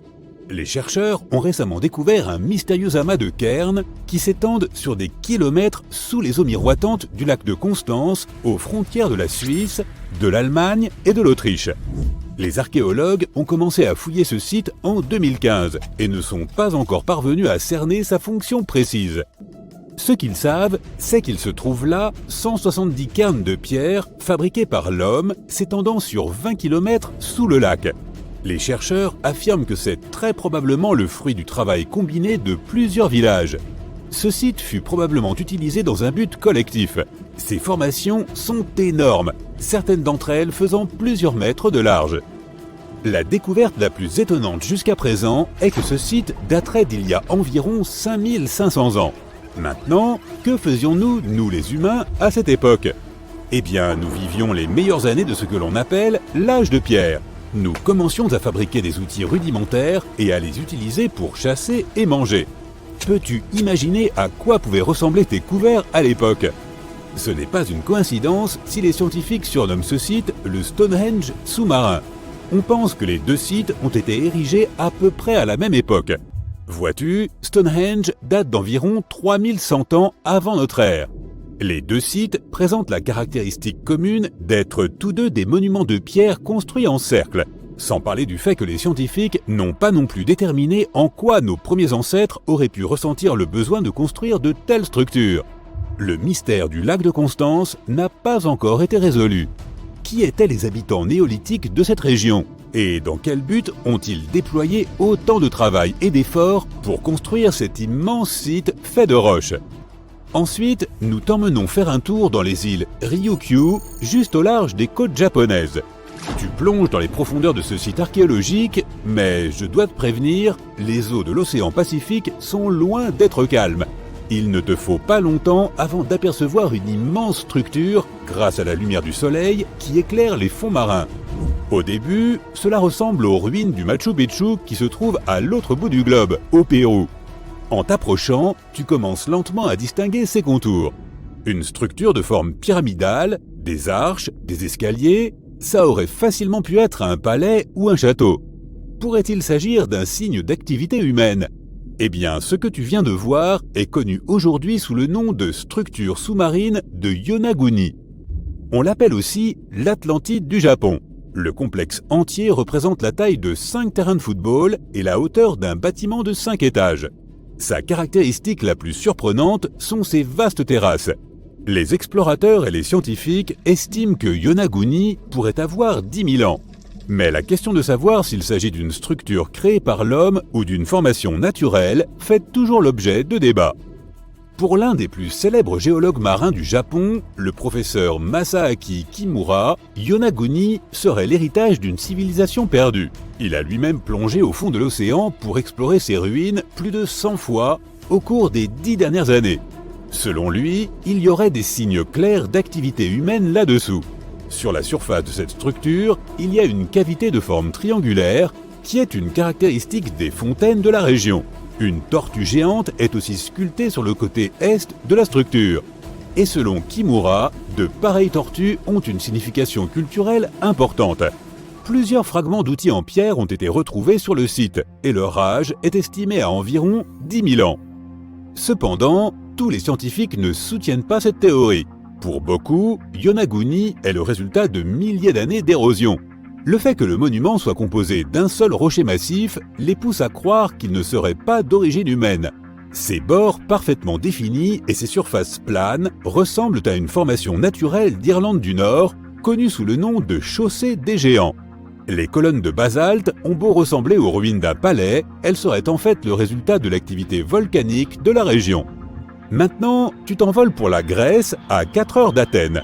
Pour être précis, tu te trouves dans la péninsule du Péloponnèse. Tu dépoussières un vieux tuba et pars pour une excursion de plongée par une journée ensoleillée.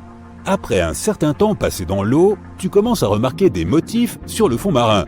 À 4 mètres sous la surface, les restes d'objets familiers commencent à apparaître un à un. Alors que tu continues de nager, ce qui semble être le contour d'une ville entière émerge devant tes yeux.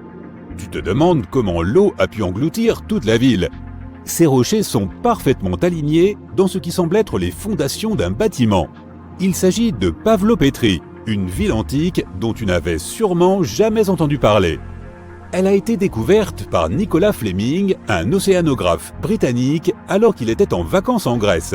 Il avait entendu des rumeurs concernant l'existence de Pavlopétrie et, en effet, a découvert plusieurs artefacts gisant sur les fonds marins. Il est retourné dans la région un an plus tard avec une équipe. Ils ont alors mis à jour un site rempli de tessons de poterie, d'amphores et d'outils. Cette pierre de cairn, par exemple, était un outil servant à moudre le grain.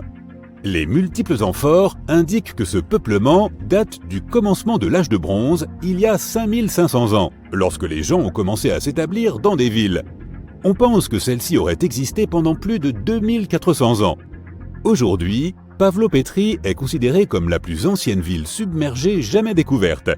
Et ce qui est impressionnant, c'est que ce n'était pas qu'un simple village. C'était une cité portuaire dynamique, avec des bâtiments de pierre, un marché, des rues et même des places. La prochaine étape de notre voyage est l'une des villes sous-marines les plus célèbres et qui a été transformée en parc archéologique. La ville de Port-Royal, en Jamaïque, n'existe plus que sous la surface. Mais en 1692, c'était l'un des comptoirs les plus riches de l'hémisphère ouest. Port-Royal était le centre de l'empire colonial britannique à l'époque et un important port d'attache qui attirait des gens de toute la région. C'était aussi le foyer des véritables pirates des Caraïbes.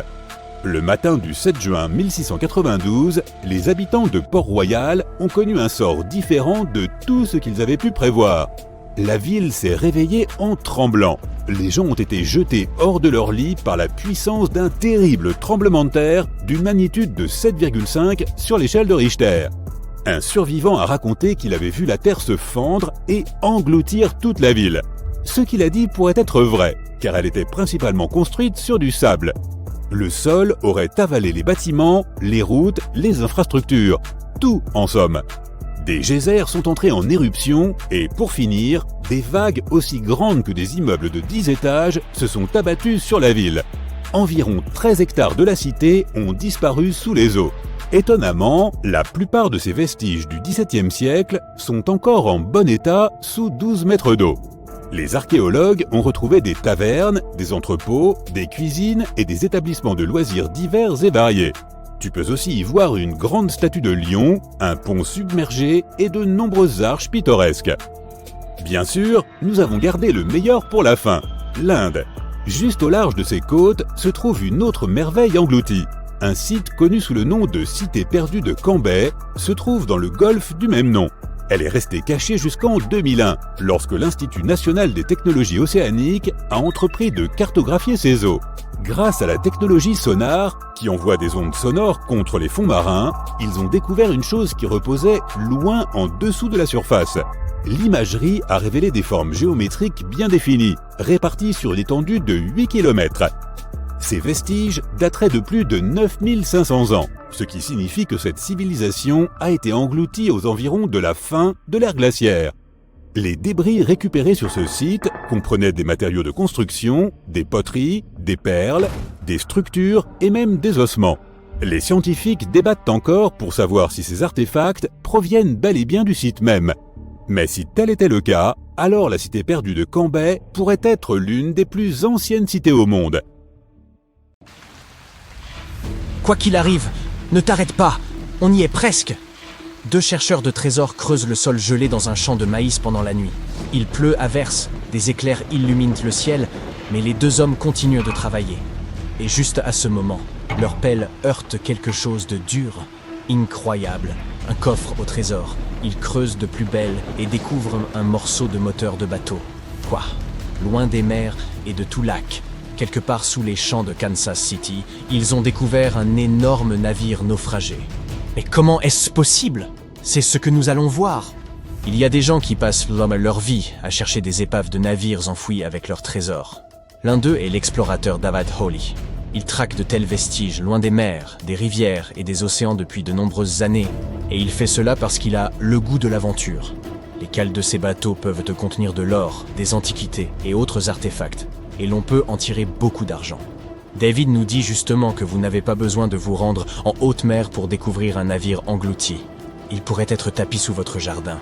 Mais pourquoi ces navires finissent-ils enterrés au beau milieu des champs, des fermes et des plaines? Découvrons-le en prenant exemple sur le bateau à vapeur Great White Arabia. Selon d'anciens documents et articles de journaux, ce navire transportait environ 200 tonnes de biens avant de sombrer en 1856. De nombreuses légendes locales prétendaient que le navire était enfoui sous terre, à quelques kilomètres au nord-est de Kansas City. Il se trouvait là parce que l'on avait délibérément détourné le cours de la rivière Missouri dans la seconde moitié du 19e siècle. On a artificiellement rapproché les rives l'une de l'autre et rétréci le cours d'eau pour augmenter son débit, afin que les bateaux puissent naviguer beaucoup plus rapidement.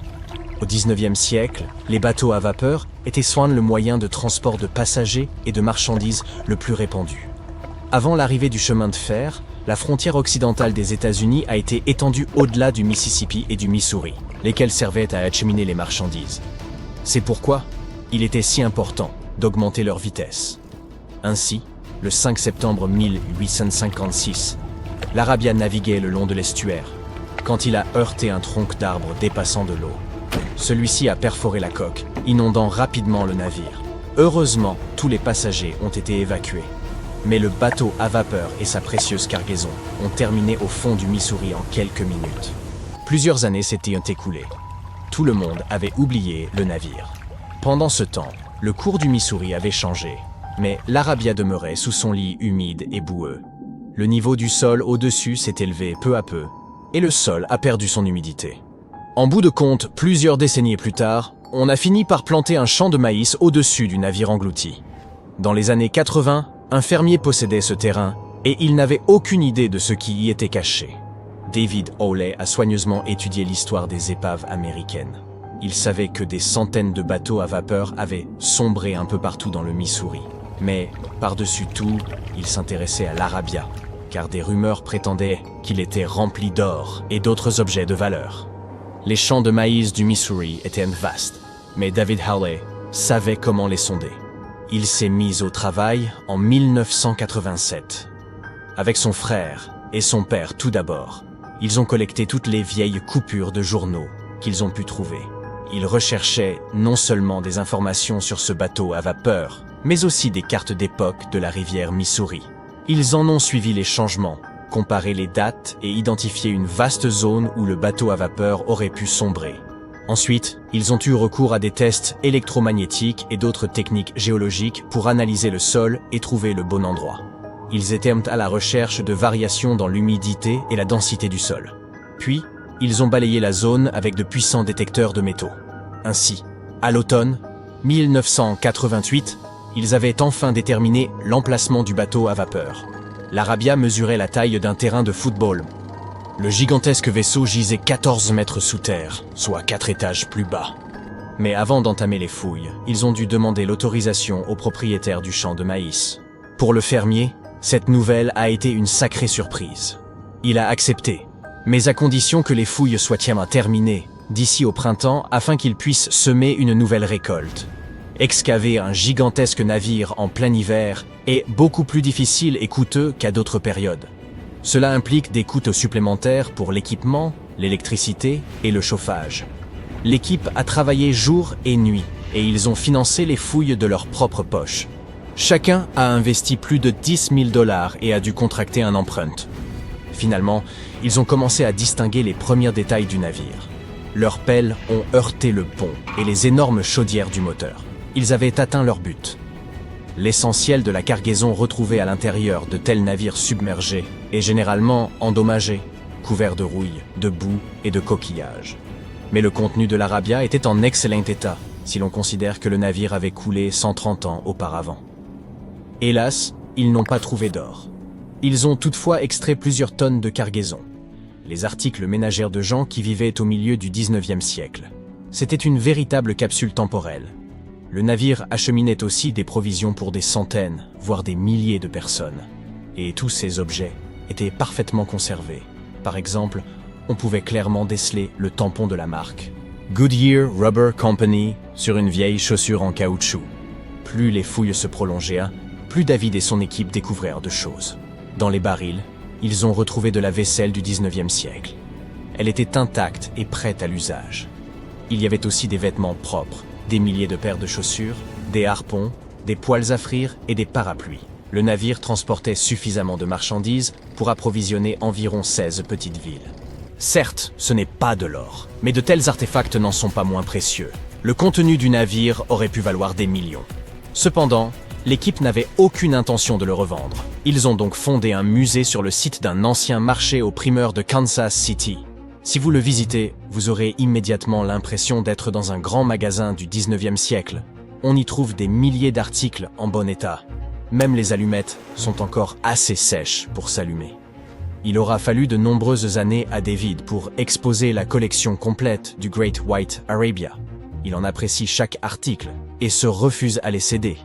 N'importe qui peut se rendre ici, s'acheter un billet et voyager dans le passé. Qui sait, peut-être qu'un vieux navire se planque aussi dans votre jardin. Des géologues ont retrouvé un ancien navire dans le désert aride de Namibie en 2008. Celui-ci naviguait à l'époque où les pirates harcelaient fréquemment les marins en mer. Et aujourd'hui, il se trouve dans une lagune asséchée. Ce navire avait quitté Lisbonne en 1533 et disparu avec tout son équipage près d'une petite mine de diamants. Après environ 500 ans, la coque était gravement endommagée. Seule la carcasse du navire demeurait. Mais le trésor caché à l'intérieur du vaisseau était resté intact. On a d'abord soigneusement étudié le bateau en essayant de ne rien abîmer. Et puis, 5 jours plus tard, on a retrouvé un vieux coffre dans la cale. En l'ouvrant avec précaution, on y a trouvé des pièces d'or. La valeur du navire a ainsi été estimée aux alentours de 10 millions de dollars. La cause exacte du naufrage reste inconnue, mais les experts pensent que ce navire a pu sombrer en raison d'une cargaison trop lourde et d'une météo peu clémente. Il a terminé au fond de l'eau, lequel est par la suite devenu un désert. Certains découvrent un avion dans leur potager. D'autres retrouvent un navire. Et un homme a un jour trouvé un passage vers une ancienne cité secrète dans sa maison. Tout cela s'est produit en Turquie en 1963. Le propriétaire du bâtiment avait décidé d'effectuer quelques réparations. Il est donc allé à la cave et a abattu une cloison pour en faire un salon. Et ainsi, derrière le mur, il a trouvé un tunnel qui conduisait sous terre. L'homme a pensé que c'était une sorte de chambre secrète. Il est donc descendu là-bas et a réalisé que c'était bien plus que cela. C'était une ancienne cité profonde de 18 étages. Les gens l'avaient construite entre 780 et 1180 comme refuge contre les catastrophes et les invasions ennemies. Cet endroit dissimule également de nombreux tunnels souterrains qui s'étendent sur plusieurs kilomètres dans différentes directions. Les gens pouvaient accéder à la ville à partir de différents points en utilisant des passages secrets qui menaient à ces tunnels. La ville pourrait accueillir environ 20 000 résidents, du bétail et des tonnes de denrées alimentaires. Les archéologues y ont également retrouvé une chapelle, des écoles, des écuries et des cuisines communes. Imagine que tu découvres une ville antique sans même avoir à quitter le confort de ta maison. En 1963, c'est exactement ce qu'a fait un homme dans la province de Nevşehir, en Turquie. Alors qu'il était en train de rénover sa maison, il a abattu un mur dans son sous-sol et a découvert une pièce mystérieuse. Il a continué à creuser et a vu un tunnel. C'est ainsi que la ville souterraine de Derinkuyu a été mise au jour. Derinkuyu est l'une des cités souterraines les plus profondes de Cappadoce et de toute la Turquie. Ce chef-d'œuvre d'ingénierie compte 8 étages et les habitants avaient accès à des caves, des entrepôts, des chapelles, une école, une salle d'études et bien d'autres structures. Tous les étages sont connectés par un vaste réseau de tunnels. On pense que cette ville souterraine a été construite pour servir d'abri, puisqu'il est impossible de distinguer la construction de l'extérieur. Sa profondeur est d'environ 85 mètres et le complexe était suffisamment grand pour abriter environ 20 000 personnes, ainsi que leur bétail et leurs réserves de nourriture. Il y a également un puits d'aération long de plus de 50 mètres. Les gens l'utilisaient à la fois pour la ventilation et comme source d'eau potable. Le puits fournissait ainsi de l'eau aux villageois de la surface et à ceux qui se cachaient dans la ville souterraine. Il est intéressant de noter que les habitants des niveaux inférieurs pouvaient couper l'accès à l'eau des niveaux supérieurs ainsi que de la surface. L'eau était ainsi préservée de tout risque d'empoisonnement. L'endroit a été conçu comme une véritable place forte. Les tunnels pouvaient être bloqués de l'intérieur par d'énormes portes roulantes de pierre et les passages étaient extrêmement étroits. Les envahisseurs potentiels devaient donc pénétrer dans les tunnels un par un. On dirait qu'ils avaient pensé à tout au 7e siècle avant notre ère. Les archéologues pensent que ce sont les Phrygiens qui ont construit les premiers étages. Après eux, la structure a été mise à profit et encore améliorée à l'époque romaine. C'est à ce moment que les chapelles ont été ajoutées.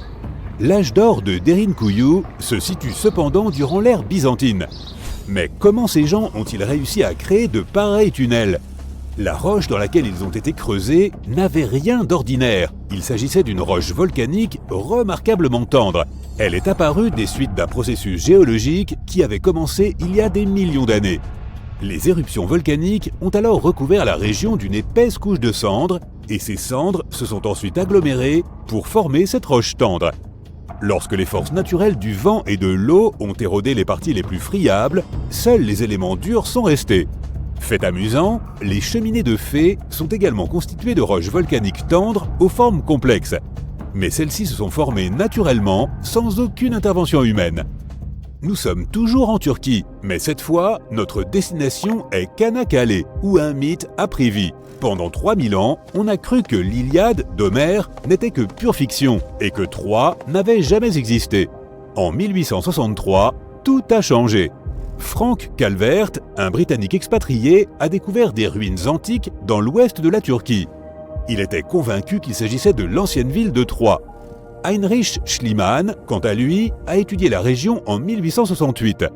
C'est alors que Troie est revenue à la lumière après tous ces siècles. Troie présente des strates complexes. Au fil des ans, 9 cités antiques ont été érigées les unes sur les autres. Selon les historiens, la région occupait une position stratégique entre l'Europe et l'Asie, ce qui lui a permis de devenir un centre commercial et culturel prospère. Cette position clé a rendu Troie attrayante tout au long de l'histoire. Après le conflit troyen, cependant, la ville a été abandonnée entre 1100 et 700 avant notre ère. Des colons grecs ont ensuite redécouvert la région et Alexandre le Grand y a régné pendant un temps. Les Romains ont ensuite pris la ville. Et en parlant de son histoire, la première chose que l'on voit en visitant le site est une réplique du cheval de Troie, faite de bois, provenant du film tourné en 2004. Notre prochain arrêt est la ville de Lothal. Dans les années 1950, Lothal et plusieurs autres sites arapéens ont été retrouvés en Inde. Ces provinces ont repoussé les limites connues de la civilisation de la vallée de l'Indus. Lothal était une partie importante de la civilisation arapéenne. Elle possédait de vastes champs de coton et de riz. De plus, il s'y trouvait une manufacture de bijoux perlés, fabriqués à partir de pierres semi-précieuses comme l'agate.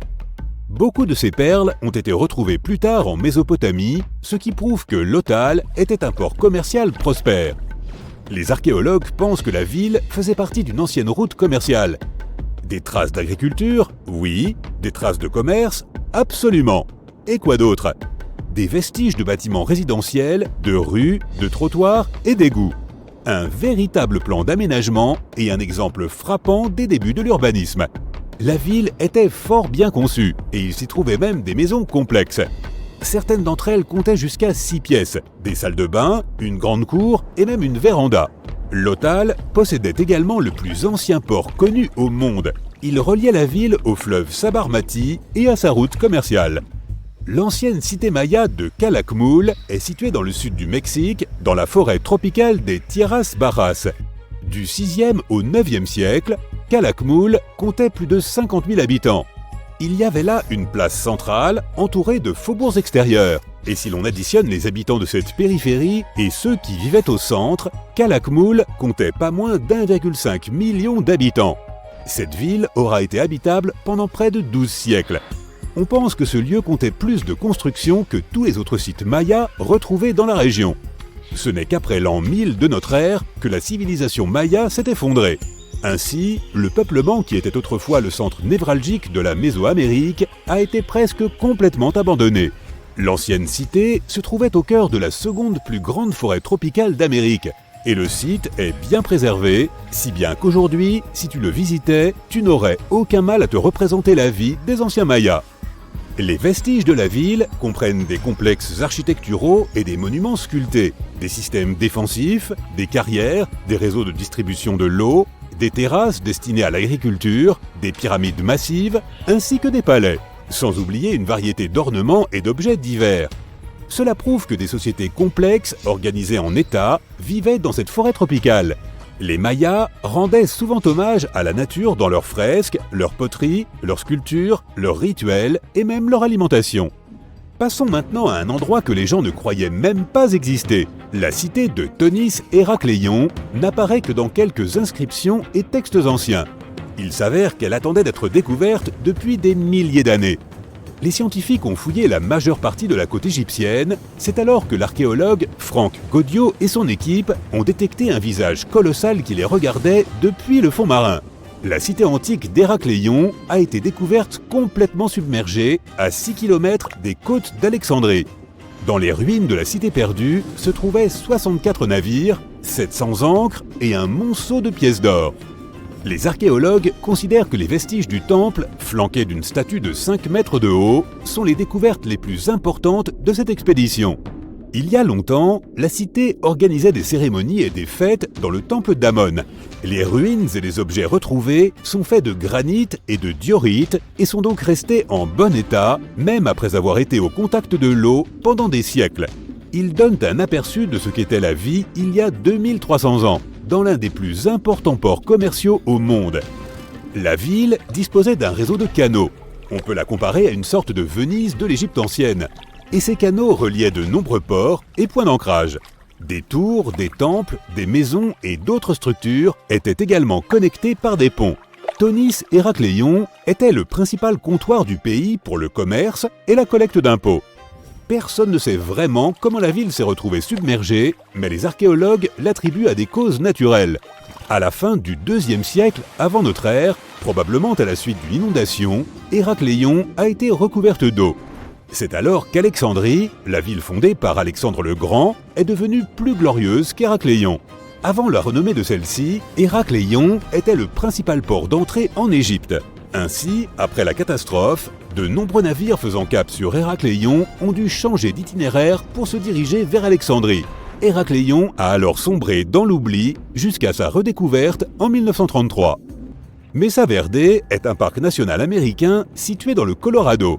Ce parc représente la plus grande réserve archéologique des États-Unis, avec plus de 5000 sites, dont 600 habitations à flanc de falaise. Mesa Verde signifie « la table verte » en espagnol. Elle doit ce nom à la forme des montagnes de la région, avec leurs sommets plats et leurs flancs abrupts. Le parc est un site archéologique de l'ancien peuple des Anasazi.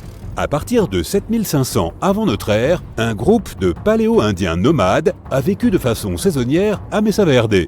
Ils étaient chasseurs, cueilleurs et cultivateurs, et ce sont eux qui ont construit les premiers pueblos de la région. À la fin du XIIe siècle, les habitants de Mesa Verde ont commencé à construire des habitations massives à même la falaise, qui sont aujourd'hui les structures les plus connues du parc. Voici Costello. C'est un poulpe de récif brésilien. Mais Costello n'est pas un poulpe ordinaire. En l'observant, les scientifiques ont découvert qu'il faisait peut-être des cauchemars. Lorsqu'il dormait, il changeait de couleur, faisait de grands mouvements, expulsait de l'eau et libérait même de l'encre. Ils ont donc décidé d'étudier Costello pendant un certain temps. Son comportement durant son sommeil ressemblait à du stress et à de la peur. L'étude a montré qu'il pouvait faire des rêves très intenses, parfois effrayants. Bien qu'il ne s'agisse que d'un seul cas, ces mignonnes créatures sous-marines sont connues pour leur intelligence et leur comportement parfois proche de celui des humains. Et il est donc tout à fait possible qu'elles fassent des rêves comme nous. Dans le cas de Costello, il se peut qu'il soit hanté par ses souvenirs de sa vie au large des quais de Floride. Il a un passé chargé. Il a perdu un tentacule à cause d'un prédateur avant sa mise en captivité. C'est peut-être ce qu'il voit dans ses rêves. Si cette découverte s'avère exacte, elle pourrait modifier notre conception de l'intelligence et de la conscience, tant chez les animaux que chez les humains. Les plantes peuvent parler. Les scientifiques ont découvert qu'elles émettent des clics ultrasoniques lorsqu'elles sont stressées. Imaginez des tomates et des plants de tabac complètement affolés. Les sons sont similaires à ceux du papier bulle, qui éclate, mais à une fréquence bien trop élevée pour nos oreilles. On appelle ça des signaux ultrasoniques. Ce serait leur façon de manifester leur stress. Cela signifierait que les plantes peuvent communiquer entre elles et que les plantes stressées aiment particulièrement se plaindre. Elles émettent entre 30 et 50 de ces bruits par heure. Les plantes calmes et en bonne santé sont beaucoup plus silencieuses. Et non seulement les plantes parlent, mais elles ont leur propre langage. Elles émettent des sons différents selon qu'elles ont soif, qu'une tige coupée les gêne, et ainsi de suite. De plus, certains de ces bruits sonnent l'alarme avant même que les plantes ne montrent des signes de déshydratation, c'est-à-dire qu'elles savent que leur situation est sur le point de s'aggraver. Les scientifiques ne savent pas exactement pourquoi elles agissent ainsi. Ils pensent qu'il pourrait s'agir de cavitation, un terme qui désigne des bulles d'air dansant dans la tuyauterie de la plante. Les plantes qui chantent ces symphonies sont le maïs, le blé, le raisin et même les cactus. Il s'agit d'une découverte importante pour l'agriculture. Elle pourrait notamment nous permettre de savoir quand nos cultures ont soif. Nous allons donc maintenant écouter les plantes et déchiffrer leur langage secret. C'est l'heure des infos universelles. Des études récentes bouleversent ce que nous pensions savoir sur l'âge de l'univers. Les résultats obtenus au cours des dernières décennies ont montré que l'univers devait avoir environ 13,7 milliards d'années. Or, une nouvelle étude montre qu'il pourrait être presque 2 fois plus vieux, jusqu'à 26,7 milliards d'années. Gardez à l'esprit que ce n'est pas prouvé et que, pour l'instant, le chiffre officiel reste inchangé. Pour mesurer l'âge de l'univers, les scientifiques se basaient sur le temps écoulé depuis le Big Bang et sur l'étude des étoiles anciennes. Mais certaines étoiles semblaient étrangement plus vieilles que l'univers. Par exemple, l'étoile Mathusalem, dont l'âge est estimé à environ 14 milliards d'années, ce qui serait plus vieux que l'univers. Et puis le télescope spatial James Webb a découvert des galaxies qui étaient déjà très mûres quelques centaines de millions d'années seulement après le Big Bang. Tout cela pose de sérieux problèmes aux astronomes. Cette nouvelle hypothèse combine la théorie de l'expansion de l'univers à celle de la lumière fatiguée. Cette dernière suggère que la lumière perd de l'énergie en parcourant les distances cosmiques. On combine ça à la théorie de l'expansion de l'univers. Et voilà. À mesure que l'univers s'étend, la lumière se fatigue. Ce qui explique que nous ne puissions pas voir toutes les étoiles super anciennes et très éloignées de nous.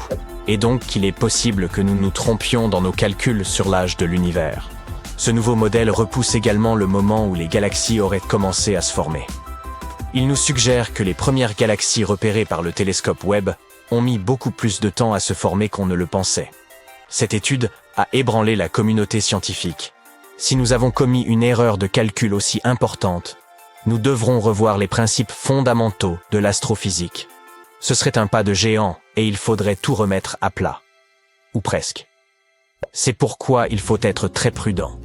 Les scientifiques sont en train de tester cette nouvelle théorie et il nous faut être patients. Mais il n'y a pas que des nouvelles sur l'espace. Les nouvelles technologies de l'IA sont déjà activement utilisées pour la recherche scientifique. L'IA nous aide à rechercher des signes de vie extraterrestres.